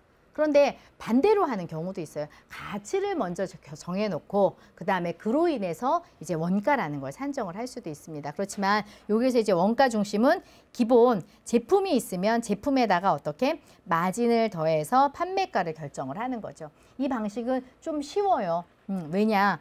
기본적으로 그 업계의 관행이라는 배수가 있습니다. 아, 몇 배수 하는 그 배수가 있고요. 그 다음에 기업에서 자기네가 제품을 만들었기 때문에 원단이 얼마 들어가고 단추가 몇 개 들어가고 그거를 하기 위해서 봉제하는 사람에게 얼마를 주고 그거를 이동하기 위해서 물류 비용 얼마나 들고 이런 게 뭐냐면 자료로 다 있죠. 그러니까 그 자료 기반에서 거기에다 이익이라는 걸 덧붙여서 만들기 때문에 비교적 결정하기 쉬워요. 쉬운데 뭐가 문제일까요? 내가 결정하기는 쉽지만 고객의 생각은 물어본 적 없는 거죠. 고객이 어떻게 생각하는지는 잘 모를 수가 있습니다. 그죠? 그런 부분이 이제 단점이 될 수가 있고 그래서 우리가 보통 야, 뭐 내셔널 브랜드는 기본 뭐 4배수야. 뭐 아니면은 뭐 디자이너 브랜드는 뭐 몇 배수야. 뭐 이렇게 얘기하는 거 있죠. 그게 뭐냐면 대부분 원가를 기반으로 산정해 봤을 때 4배수다. 또는 아주 비싼 브랜드는 조금 더 마진율을 더 많이 이제 그 부여를 하는 거고요. 그 다음에 이제 각각의 요 안에 유통이다 그랬어요. 유통이 가지고 있는 그 비중이 있고요. 그죠? 유통 마진이 있고 그 유통 마진이 백화점이냐 대리점이냐에 따라서 각각 조금 차이가 나는 경우도 있고 그 다음에 위탁제냐 사입제냐에 따라서 좀 차이가 나기도 합니다. 그래서 어찌됐든 이 원가 중심이라고 하는 거는 제조업자 입장에서는 여러 가지 비용들을 다 알고 가격을 원가 대비 마진율 더해서 책정하는 거다라고 여러분들이 생각을 하시면 되겠고요. 그래서 우리가 보통 보시면 이런 구조를 가지고 있어요. 유통 단계별. 그래서 아까 얘기했던 원가에 해당한 거 재료비. 그죠? 그 다음에 인건비, 그 다음에 운영비 합쳐서 이게 뭐가 되냐면 제조 원가가 되는 겁니다. 그래서 요까지는 원가의 개념이에요. 옷을 만들어내기 위해서 불가피하게 드는 비용. 최소한의 비용이라고 보시면 되겠고요. 그 다음부터는 유통 단계에 따라 이제 이렇게 이익이라는 게 붙습니다. 그죠? 그래서 공장도 원가가 있으면 거기다가 이익을 붙여서 어떻게 공장도 출하 가격이 되고 공장도에서 그 다음에 중간 이익을 붙이면 그게 이제 도매 가격이 됩니다. 그죠? 그러면 이제 도매에서 또 이익을 비춰서 그게 이제 소매 가격이 되는 거죠. 그럼 이제 우리가 이제 여기서 이제 구매를 하게 되는 거죠. 왜냐?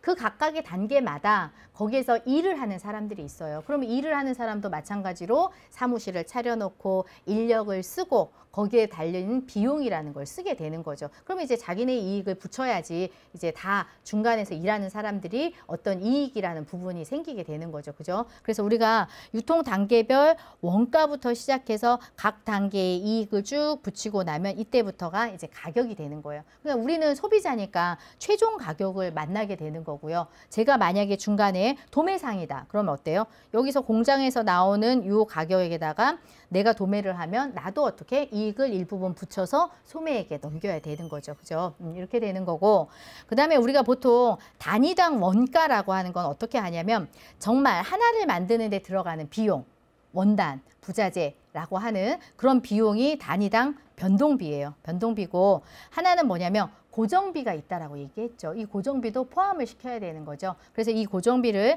판매량으로 나누면 하나 만들어내는데 지금 이제 6만 원이 든다라고 하면 거기에 우리가 평상시 가져가는 사무실, 대여, 임대하는 비용, 월세 있으면 월세 뭐 이런 거 보증금 다 포함해서 그런 고정비가 있으면 그거를 판매량으로 나눕니다. 나누면 내가 어때요? 원가 단위당 변동비는 6만 원이지만 7만 원이 원가가 나오는 거죠. 왜냐하면 변동비랑 고정비랑 합쳐야 되니까. 그러니까 원가가 나왔죠. 원가가 나왔으면 얘는 만들기 위해서 들어가는 고정비와 변동비를 합친 거예요. 그러면은 얘를 7천 원에 그냥 내면 나는 뭘 먹고 살아요?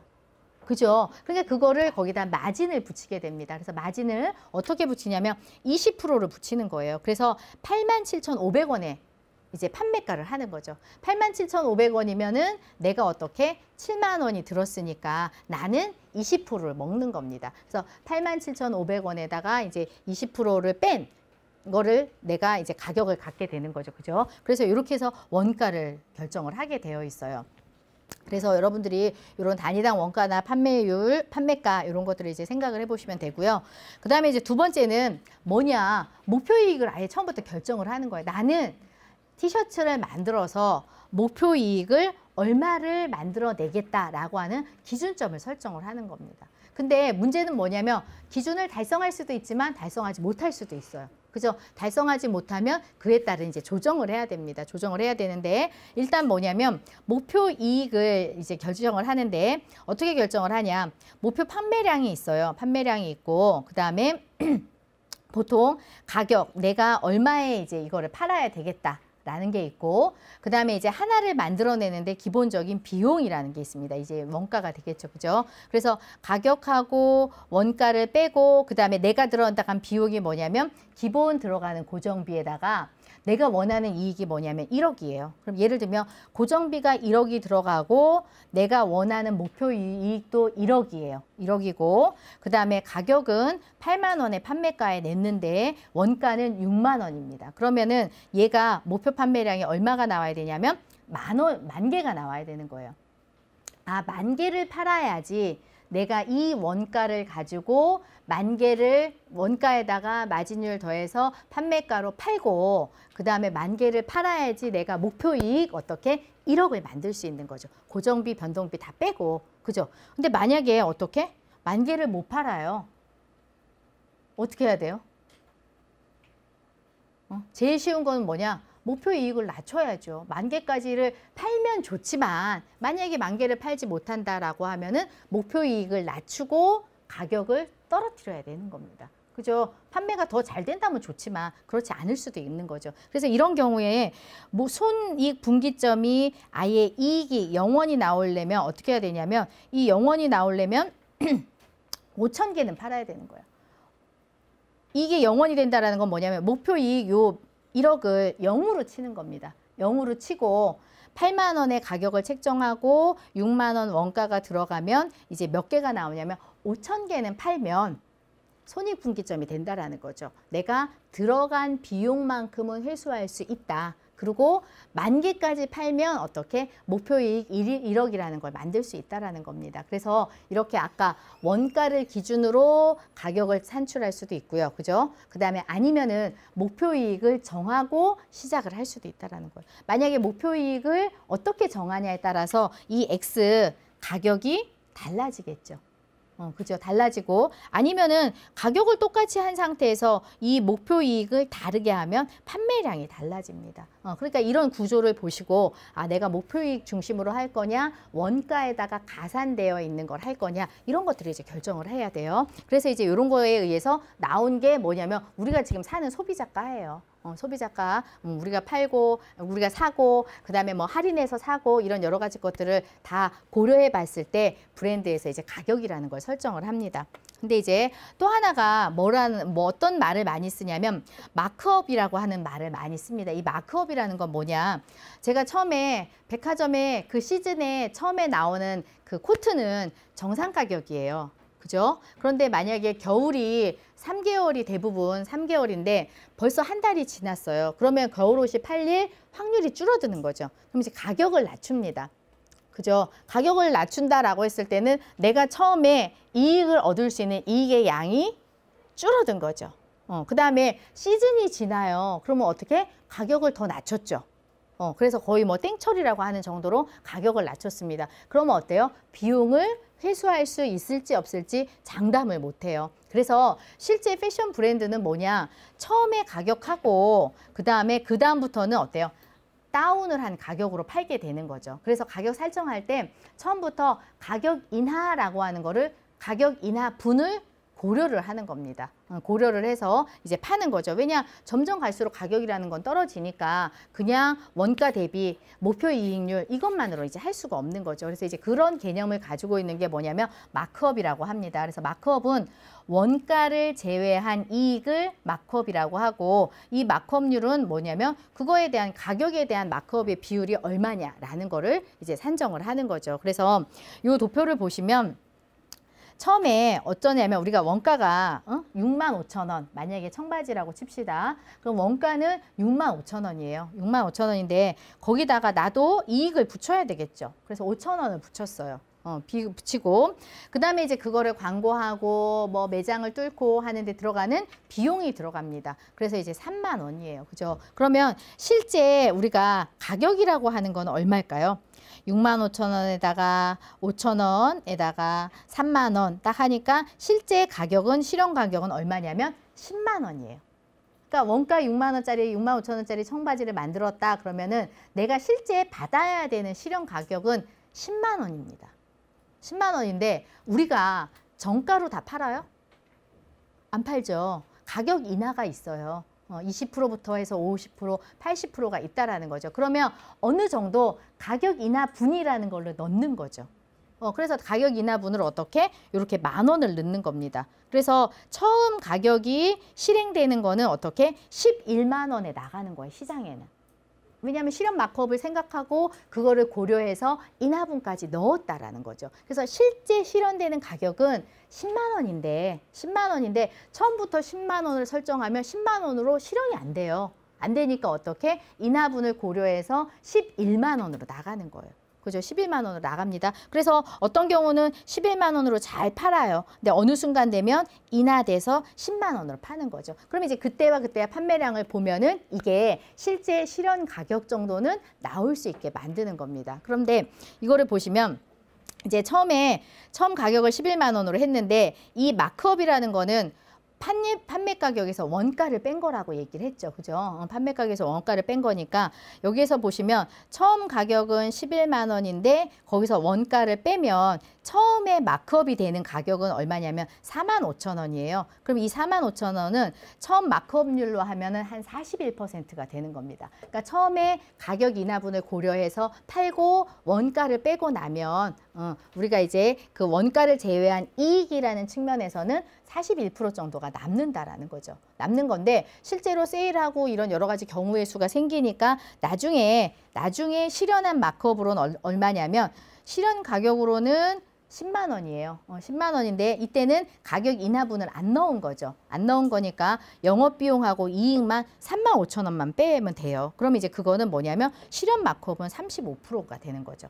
그러니까 처음에 마크업하고 실현 마크업하고 이런 것이 이제 왔다 갔다 하면서 원가를 뺀 이익이라는 구조를 갖게 되는 것을 볼 수가 있습니다. 그래서 여러분들이 아까 얘기했던 정상 판매, 그 다음에 이제 할인 판매 이런 여러 가지 것들을 좀 생각을 하시고 실제 우리가 얼마만큼의 이익을 남길 수 있느냐 이런 것들을 생각해 보시고 왜냐하면 기업이 이윤을 남기지 않고 영업을 한다라는 거는 불가능한 일이에요. 소비자 입장에서는 제일 싸게 해주고 이익을 안 남겼으면 좋겠지만 그러면 왜 기업을 하겠어요, 사람들이. 그죠? 그러니까 이런 것들을 고려하지 않을 수 없고 더군다나 패션 브랜드는 시즌이라는 게 굉장히 중요하고요. 유행이라는 게 굉장히 중요합니다. 그래서 시즌 내에 파는 거, 그 다음에 유행이 지나기 전에 파는 것가 굉장히 중요하기 때문에 이렇게 실현될 수 있는 이익이라고 하는 거를 고려해서 또 이제 가격을 설정하기도 한다라는 겁니다. 그러니까 여러 가지 방법이 있는데 이런저런 방법, 이런저런 요소를 고려한다라고 보시면 되겠고요. 그 다음에 이제 소비자 중심 가격을 설정하는 거예요. 이 소비자 중심은 처음부터 원가의 개념이 아닙니다. 우리 소비자가 우리 브랜드에 대해서, 우리 제품에 대해서 어떤 가치를 가지고 있지라고 하는 것부터 시작을 해요. 10만 원의 가치를 가지는 브랜드도 있고요. 100만 원의 가치를 가지는 브랜드도 있어요. 그죠? 그러면 처음부터 어때요? 고객으로부터 시작합니다. 우리 고객은 우리 브랜드에 대해서 얼마만큼 가치 있게 여기고 우리 브랜드가 주는 그러한 편익, 뭐 실용성이든 신미성이든 아니면 개성을 부여한 그러한 이제 혜택이라고 하는 거에 대해서 얼마만큼 가치를 부여하고 있지? 얼마만큼 그 가치를 지각하고 있지? 라는 것부터 시작해요. 그럼 100만 원은 청바지를 100만 원이라는 가치로 지각하고 있어요. 그러면은 그 가치부터 시작해서 어떻게 원가를 만들어내는 겁니다. 그런데 그 가치가 100만 원인데 그렇다고 원가를 무조건 싼 원단에 싼 디자이너 써가지고 할 수는 없잖아요. 그죠? 그 가치를 실현하기 위한 원가, 원단, 그 다음에 뭐 운영비 뭐 이런 것들을 설정을 하는 거죠. 설정을 하고 그 기준에 맞추어서 제품을 만드는 겁니다. 그러니까 아까 원가 중심의 가격 결정하고는 방향이 완전히 반대라고 보시면 되죠. 얘는 원가 중심은 내가 들인 비용부터 산정해 나가는 거예요. 그리고 고객한테 가치가 있어요 라고 주장을 하는 겁니다. 소비자 중심의 가치는 뭐냐? 소비자가 지니고 있는 가치를 파악해서 그 가치를 충족시켜 줄 수 있는 제품을 만들어내는 것. 그래서 이제 방향이 다르다라고 보시면 되겠고요. 이런 경우는 일부러 고가격 할 수 있죠. 청바지 100만 원에 해당하는 가치를 가지고 있어요. 그럼 이제 거기에 맞는 제품을 만들거나 또는 우리 소비자는 5만 원이라는 가치에 중요하게 생각을 해요. 그 가치를. 그러면 어떻게? 그만한 제품을 만들어내는 거죠. 그게 이제 소비자 중심 가격입니다. 그 다음에 이제 경쟁 제품 중심이에요. 경쟁 제품을 비교해서 우리는 어떻게 할까라는 겁니다. 그죠? 첫 번째는 뭐냐? 상대적인 저가격을 할 수 있어요. 경쟁 브랜드는 예를 들어 청바지를 15만 원 하는데 나는 뭐 89,000원으로 하겠다. 뭐 이런 식으로 할 수 있는 거죠. 그러니까 상대적인 저가격입니다. 내가 절대적인 저가격이 아니라 우리 어떤 기존 브랜드가 있다면 또는 그 세분 시장에 리딩 브랜드가 있다면 그 기준으로 했을 때 저가격으로 산정을 하는데 얘는 뭐냐? 빨리 가격을 좀 낮춰서 시장 점유율을 높이고 싶은 거예요. 고객들에게 많이 팔아가지고 시장 점유율을 높이고 싶다. 목표가 그러면 상대적인 저가격을 시행할 수 있습니다. 그래서 저쪽 브랜드보다 30% 낮은 가격으로 우리는 하겠다. 뭐 이렇게 할 수도 있고요. 그 다음에 이제 후발주자가인 경우가 있어요. 이미 뭐 스포츠 시장이다, 남성 정장 시장이다. 그러면 이미 이제 어때요? 소비자들한테 인지도가 높고 시장 점유율을 높게 가지고 있는 브랜드가 포진되어 있는데 거기에 내가 들어가요. 그러면서 고가격으로 딱 들어갑니다. 쉽지 않은 거죠. 그죠? 그러니까 이제 후발주자일 경우는 일단 저가격으로 싹 들어가서 일단 발 들여놓고, 그죠? 그 다음에 이제 뭐 얼굴 들여놓고 이렇게 시작을 하는 겁니다. 그게 이제 후발주자들이 선택할 수 있는 저가격 정책이고요. 그 다음에 아예 처음부터 우리는 저가격 저품질. 왜냐? 예전에는 품질이 정말로 이렇게 편차가 굉장히 심했어요. 그런데 요즘은 품질이라는 게 예전보다 편차가 적어졌습니다. 그러니까는 적정 품질의 가격이 좀 싸게 하든지 아니면은 단회성으로 입는, 그러니까는 일시적으로 입는 기간이 길게 입지 않는 그런 옷들에게 있어서는 그냥 품질을 좀 낮게 하고 가격도 좀 낮게 하고 이거가 목적일 수도 있는 거죠. 그럴 때는 경쟁자에 비해서 저가격으로 이제 설정을 하고 들어가는 겁니다. 또 반대의 경우도 있어요. 아예 고가격으로 설정하고 가는 겁니다. 왜냐? 자신이 있으면 제품도 자신이 있고요. 우리 브랜드력도 자신이 있고 그 다음에 그렇다면 어때요? 처음부터 저가격으로 나갔을 때는 왜냐하면 이익이라는 거가 직결이 되거든요. 그래서 처음부터 그럴 때는 어떻게? 고가격으로 나가는 거죠. 아니면 저가격으로 나가고 보면 처음부터 사람들은 그 브랜드는 품질이 낮구나, 좋지 않구나 이렇게 인식을 할 수가 있습니다. 그러니까 나는 그런 인식을 심어주지 않고 처음부터 우리는 고품질의 브랜드예요 라고 하는 인식을 주고 싶다라고 하면 고가격으로 나가는 거죠. 그죠? 이렇게 하는 거고. 그 다음에 이제 경쟁자랑 비슷한 경우, 아까 얘기했던 과점 시장의 경우.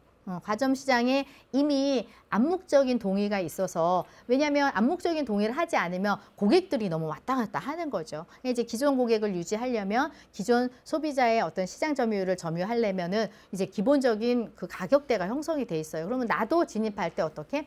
비슷하게 진입하면 품질도 비슷하게 여겨지는 거예요, 사람들은. 그죠? 그러니까 잘 모르는데 가격대가 비슷해. 그러면 이 브랜드도 괜찮은 브랜드인가 보다 라고 이제 생각을 하게 되는 거죠. 그래서 이렇게 세 가지의 방향으로 원가 중심, 그래서 원가에다가 마진을 더하는 거, 또는 목표 이익을 설정하고, 또는 실현 마크업이라고 하는 거를 계산해서 원가를 이제 가격을 결정을 할 수도 있고요. 그죠? 아니면 소비자의 반응을 보고 소비자가 지각하고 있는 가치에 준해서 가격을 결정할 수 있고, 있고 또는 이제 내가 들어가야 되는 세분 시장에 경쟁 브랜드들이 어떤 가격 전략을 가지고 있느냐에 따라서 비슷하게 또는 그거보다 낮게 높게 이렇게 가격을 결정을 할 수가 있습니다. 그래서 여기 보시면 지금 이제 오렌지 팩토리라고 하는 요쪽 그 브랜드와 그죠? 나머지 브랜드와 같은 경량 다운 파카를 내는데 가격이 굉장히 다릅니다. 그럼 여기는 뭐냐? 지금 기존에 들어가 있던 선발 주자들인 거죠. 선발 주자들이고 그 시장 내에서 시장 점유율을 많이 가지고 있습니다. 그러니까 이런 디자인에 이런 소재에 이런 품질 정도면은 가격이 어때요? 아, 비슷한 선인데 얘는 전혀 다르죠. 그러면 얘는 진입하는 입장에서 후발 주자이냐? 그죠? 아니면은 뭐 거기서 완전히 상대적인 저가격으로 인해서 일단 시장에 침투를 하고 그 다음에 이제 또 다른 전략을 할지 모릅니다. 모르지만 어때요? 이런 것이 지금 이제 일어나고 있다라는 거죠. 나머지는 고가 정책을 쓰고 있는데 그러면 비슷하게 들어갈 수도 있고 아니면 이거보다 높게 들어갈 수도 있고 이거보다 낮게 들어갈 수도 있는데 이 경우는 이제 낮게 들어가는 그러한 이제 케이스라고 볼 수가 있고요. 그 다음에 이제 제품 믹스에 대한 가격 결정을 해야 돼요. 이렇게 브랜드가 기본적으로 가격을 결정을 할 수가 있지만 또 그 안에 제품 계열이 다릅니다. 예를 들면 여성 라인, 남성 라인, 액세서리 라인 이렇게 갈 수도 있고요. 그죠? 아니면은 남성복인데 하나는 고가, 하나는 저가 이렇게 그러니까 중가 뭐 이렇게 저가까지는 어렵지만 중가 이렇게 갈 수가 있습니다. 그러면 이제 거기에 따라서 각각의 제조 원가도 다르고 각각에 대한 소비자 반응도 다르고 각각에 대한 경쟁자의 제품의 그 어떤 가격도 달라요. 그럼 이제 이거를 제품 계열마다 가격을 결정할 수 있습니다. 물론 양극에 해당하는 가격은 결정 못해요. 그렇지만 정장은 고가인데 예를 들면 액세서리 라인은 조금 중저가에 해당하는 라인으로 한다든지 이런 식으로 해서 이제 믹스를 할 수가 있고요. 그 다음에 이제 묶음으로도 할 수 있습니다. 묶음이라는 건 뭐냐? 우리가 보통 호텔 패키지 같은 경우죠. 그죠? 숙식도 하고 조식도 하고 그 다음에 식사 몇 번 하고 그 다음에 수영장 이용하고 이게 뭐냐면 그런 어떤 쉬는 거와 관련된 여러 가지 제품을 연계해 놓고 거기에 따른 가격 결정을 하는 겁니다. 이런 게 이제 묶음 제품에 해당하는 거고요. 뭐 아니면은 예를 들면 원피스에다가 뭐 가디건을 한다든지 이런 식으로 해서 제품 계열이 다르지만 그거를 믹스해서 하나의 가격대로 이제 선정할 수 있는 이런 방법도 있고요. 그 다음에 이제 가격을 결정을 했어요. 아, 그래서 우리는 원가 중심으로 또는 목표이익 중심으로 우리는 소비자 중심으로 가격을 결정했다. 그럼 이제 초지일간 똑같이 유지하는 브랜드도 있고요. 아니면 어쩔 수 없이 조정이라는 걸 할 수가 있습니다. 그 조정이 뭐냐면 첫 번째는 소비자의 심리에 의해서 조정을 하는 거예요. 소비자가 받아들이는 또는 소비자가 구매하는 패턴이 있다면 그거를 고려해서 어떻게 조정을 하는 겁니다. 그죠? 조정을 하는데 첫 번째는 단수 가격이에요. 이 단수 가격이라는 거는 우리가 기본적으로 끊어지는 단위가 있잖아요. 돈이 1,000원이 있고 10,000원이 있고 10만 원이 있고 끊어지는 단위가 있습니다. 그런데 끊어지지 않는 단위를 쓰는 거예요. 예를 들면 12,900원, 그죠? 24,900원, 14,900원. 이게 그냥 15,000 하든지 14,000 하든지 아니면 10,000원 하든지 20,000원 하든지 할 수 있어요. 근데 왜 브랜드에서는 이렇게 뭔가 900원, 990원, 그지? 99,900원 이렇게 한다라는 거죠. 왜 할까요? 그냥 재미로? 아니죠. 소비자 심리에 나는 어떻게? 나는 2만 원짜리 산 거고 나는 10,000원짜리 산 거예요. 13,000원 넘지 않은 거를 산 겁니다. 그게 뭐냐면 단수 가격이에요. 단수 가격. 그래서 우리가 요거를 단수 가격이라고 하는데 어떤 경우는 반대로 싼 대로 지금 단수 가격이 적용이 되고 있죠. 그런데 비싼 거를 사는 사람은 이 단수 가격이 높은 쪽으로 적용이 되기도 해요. 예를 들면 내가 900만 원짜리를 뭘 사요.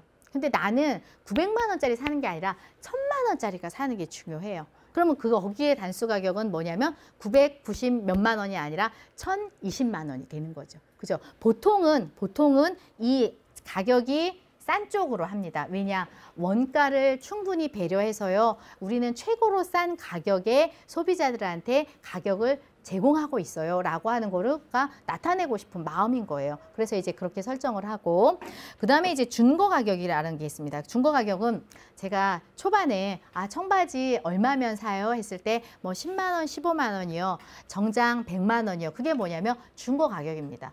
여러분들이 경험에 의해서든 아니면 다른 간접적인 경험에 의해서 청바지에 대한 가격, 정장에 대한 가격을 어떻게 설정하고 있는 거죠. 설정하고 있으면 그 설정하고 있는 것보다 싸다고 느끼거나 비싸다라고 느끼는 그 방향에서 이제 소비자가 의사결정을 한다라는 겁니다. 그래서 우리가 이제 이런 중고 가격을 이용하는데, 보통 이제 중고 가격을 이용할 때 유통 브랜드에서는 어떻게 하냐, 비슷한 위치에 브랜드를 놓는 거예요. 예를 들면 먼저 명성이 유명한 브랜드 옆에 매장을 얻습니다. 또는 먼저 유명한 그러한 이제 제품 옆에 우리의 PB, 프라이빗 브랜드를 놓는 거죠. 그러면 사람들은 어떻게 생각하냐면, 내가 이 제품하고 이 제품하고 가격대가 비슷하니까 품질도 비슷하다고 생각을 하는 거예요. 그래서 잘 모르는 브랜드지만 품질이 비슷할 것이다 라고 생각을 하는 거죠. 그것도 뭐냐면 준거 가격을 활용을 한 겁니다. 그죠? 또 하나는 뭐냐, 이 밑에 보시면 이렇게 쭉 그어져 있죠. 12만 9천 원이에요. 그런데 어떻게? 99,900원입니다. 그죠? 99,900원. 그러고서는 그냥 99,900원 했으면 그 태그를 붙여놔도 되는데 꼭 이렇게 한 줄 긋고, 그죠? 그 다음에 거기다가 가격을 딱 써놔요. 왜냐? 준거, 이 기준보다 어떻게 싸요. 이 기준보다 싸요라는 걸 나타내서 소비자가 구매를 망설이지 않고 딱 결정하게 하는 거죠. 물론 요 밑에는 단수 가격이라고 하는 것도 활용을 했고요. 그죠? 준거 가격이라는 것도 활용을 했습니다. 그래서 두 개 99,900원으로 떨어지게 10만 원 넘지 않아요. 그리고 원래는 어때요? 원래는 10만 원 넘었어요 라고 하는 거죠. 그렇게 해서 이제 가격을 조정을 하는 겁니다. 그래서 처음에 판매가라는 거를 만들고 그 다음에 일정 시점이 되면 이렇게 단수를 적용을 하거나 아니면은 준거 가격에 의해서 할인을 하거나 이런 조정을 하게 되고요. 그 다음에 이제 또 판매 촉진을 위해서 소비자들한테 가격 할인을 하는 거예요. 어느 순간 초지일간 노세일 브랜드는 전략적으로 노세일 브랜드고요. 그렇지 않은 경우는 어떻게? 유인 가격, 세일 가격, 수량 할인, 계절 할인, 아마 여러분들 다 경험해 보셨을 거예요. 그죠? 저도 다 경험을 합니다. 그래서 예를 들면 유인 가격, 그냥 브랜드가 명성이 있는데 어떤 한 제품이 딱 싼 거예요. 그래서 딱 들어가요. 그죠? 예를 들면 옷도 비싸고 다 비싼데 뭐 예를 들면 목도리가 하나 좀 싸게 나왔어. 그러면은 우리 브랜드는 뭐 비싸지 않아요 해서 발길을 유도할 수도 있고요. 일단 들어와서 보면 어때요?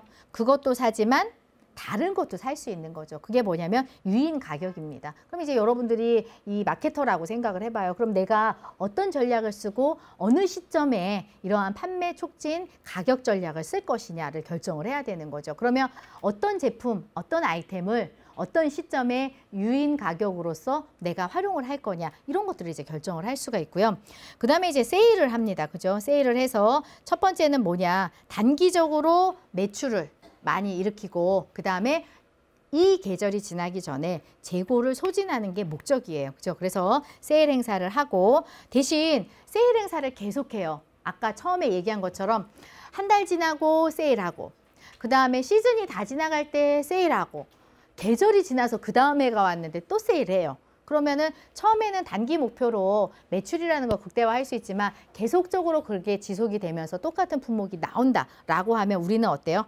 에이, 세일할 때 사지. 뭐 한 달만 기다리면 되는데, 그죠? 또 그러다가 에이 뭐 반년만 더 기다리면 좀 더 세일 되는데 그때 사지 라고 해요. 그러다가 계속 계절이 지났는데 그 다음에도 똑같은 제품이 보인다 그러면 저거 뭐야, 저 브랜드? 저 제품 뭐지? 라고 생각을 합니다. 그죠? 그래서 장점도 있지만 단점도 있다라는 거. 그래서 정확히 뭐냐, 목표를 설정하고 이 전략을 수행을 하고 조정을 해야 됩니다. 그 다음에 이제 수량 할인 해보셨을 거예요. 그죠? 많은 양을 사면 현금을 할인해 줍니다. 그래서 어때요? 양말 10개 안 필요해요. 그죠? 저도 최근에 샀는데 10개 안 필요한데 10개를 사면 싸게 해주는 거예요. 그죠? 티셔츠 3개 다 안 필요해요. 흰색 2개, 회색 하나 안 필요해요. 하나만 있어도 돼요. 근데 3개 묶어놓고 수량 3개 다 사면 싸게 해준대요. 그럼 어때요? 사죠.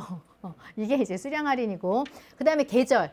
여름에 스키 용품 사요. 스키 옷 사요. 그죠? 뭐 겨울옷 사요. 이런 게 다 뭐냐면 계절 할인에 해당합니다. 그래서 여러분들이 보시면 이런 게 이제 유인책이 되고 양말 한 장 살 거를 갖다가 4장 사게 되는 거고, 그죠? 여름에 겨울에 왜 나는 이렇게 티셔츠를 사는지, 그죠? 이게 뭐냐면 계절 할인하는 그러한 사례라고 볼 수가 있겠습니다.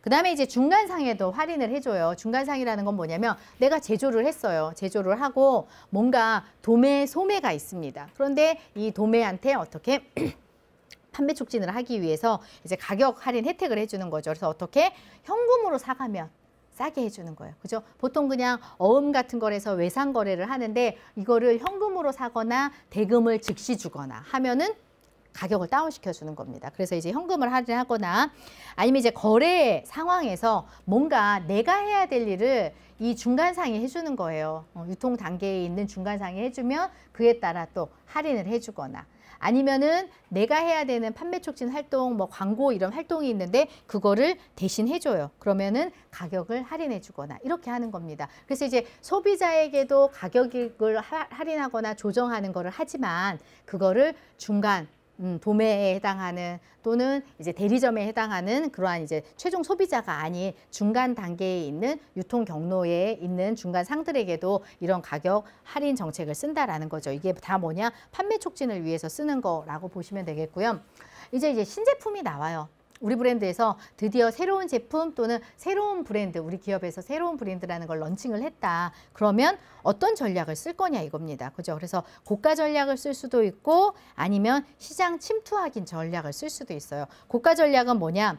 처음부터 고가격으로 딱 해서 소비자들에게 좋은 이미지를 만들고 고객 자체를 어떤 사람을 타겟팅으로 하냐면 가격에 별로 민감하지 않는 고가격도 수용할 수 있는 사람들에게 어떻게 이제 먼저 판매를 하는 거죠. 제품의 브랜드의 이미지를 먼저 심어두는 겁니다. 그래서 이제 그 어느 품질 이상의 브랜드로 만들어 놓은 다음에 그 다음에 이제 가격을 좀 할인해서 이제 조금 넓게 이제 가는 그런 형태가 우리가 이제 고가 전략이라고 볼 수가 있고요.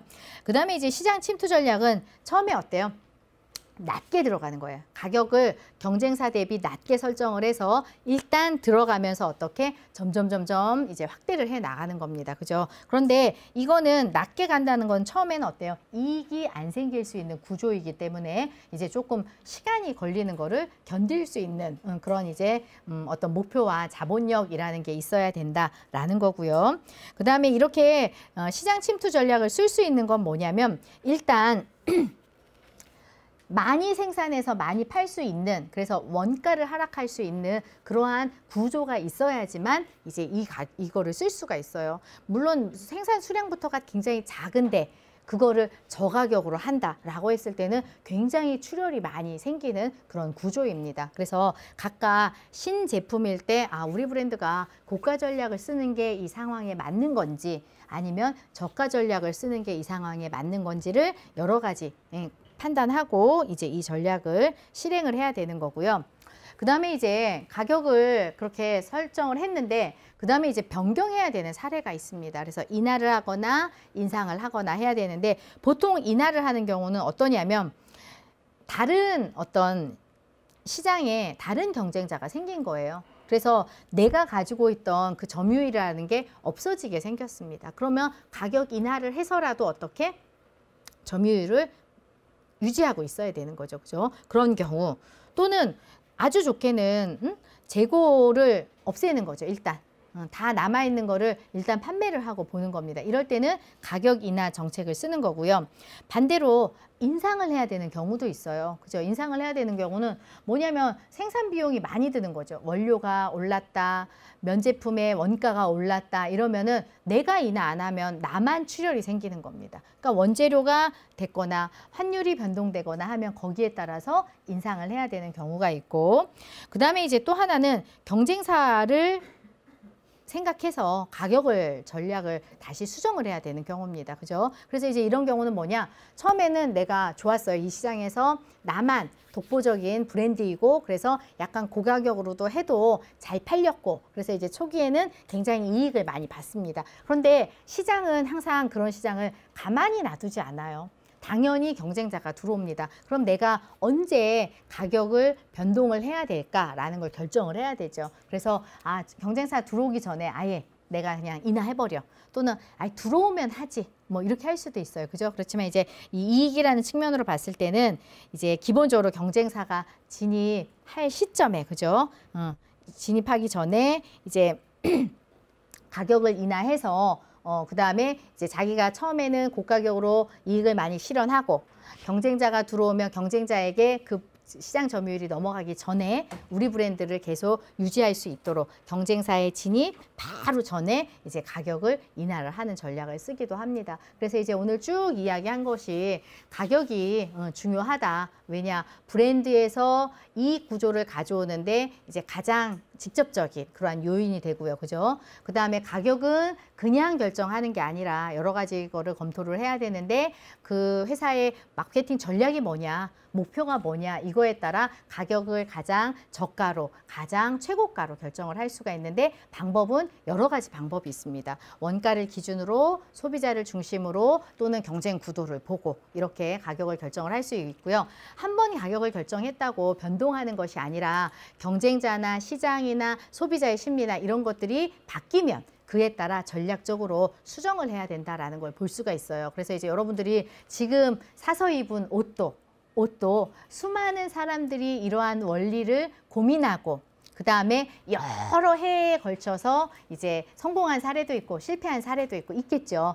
그런 여러 가지 사례들을 다 총합해가지고 지금의 가격을 뭐 정상가로 또는 50%로, 그죠? 또는 묶음으로 해서 만들어낸 그런 전략이라고 보시면 되겠습니다. 그래서 오늘 가격과 관련된 건 여기서 마치고요.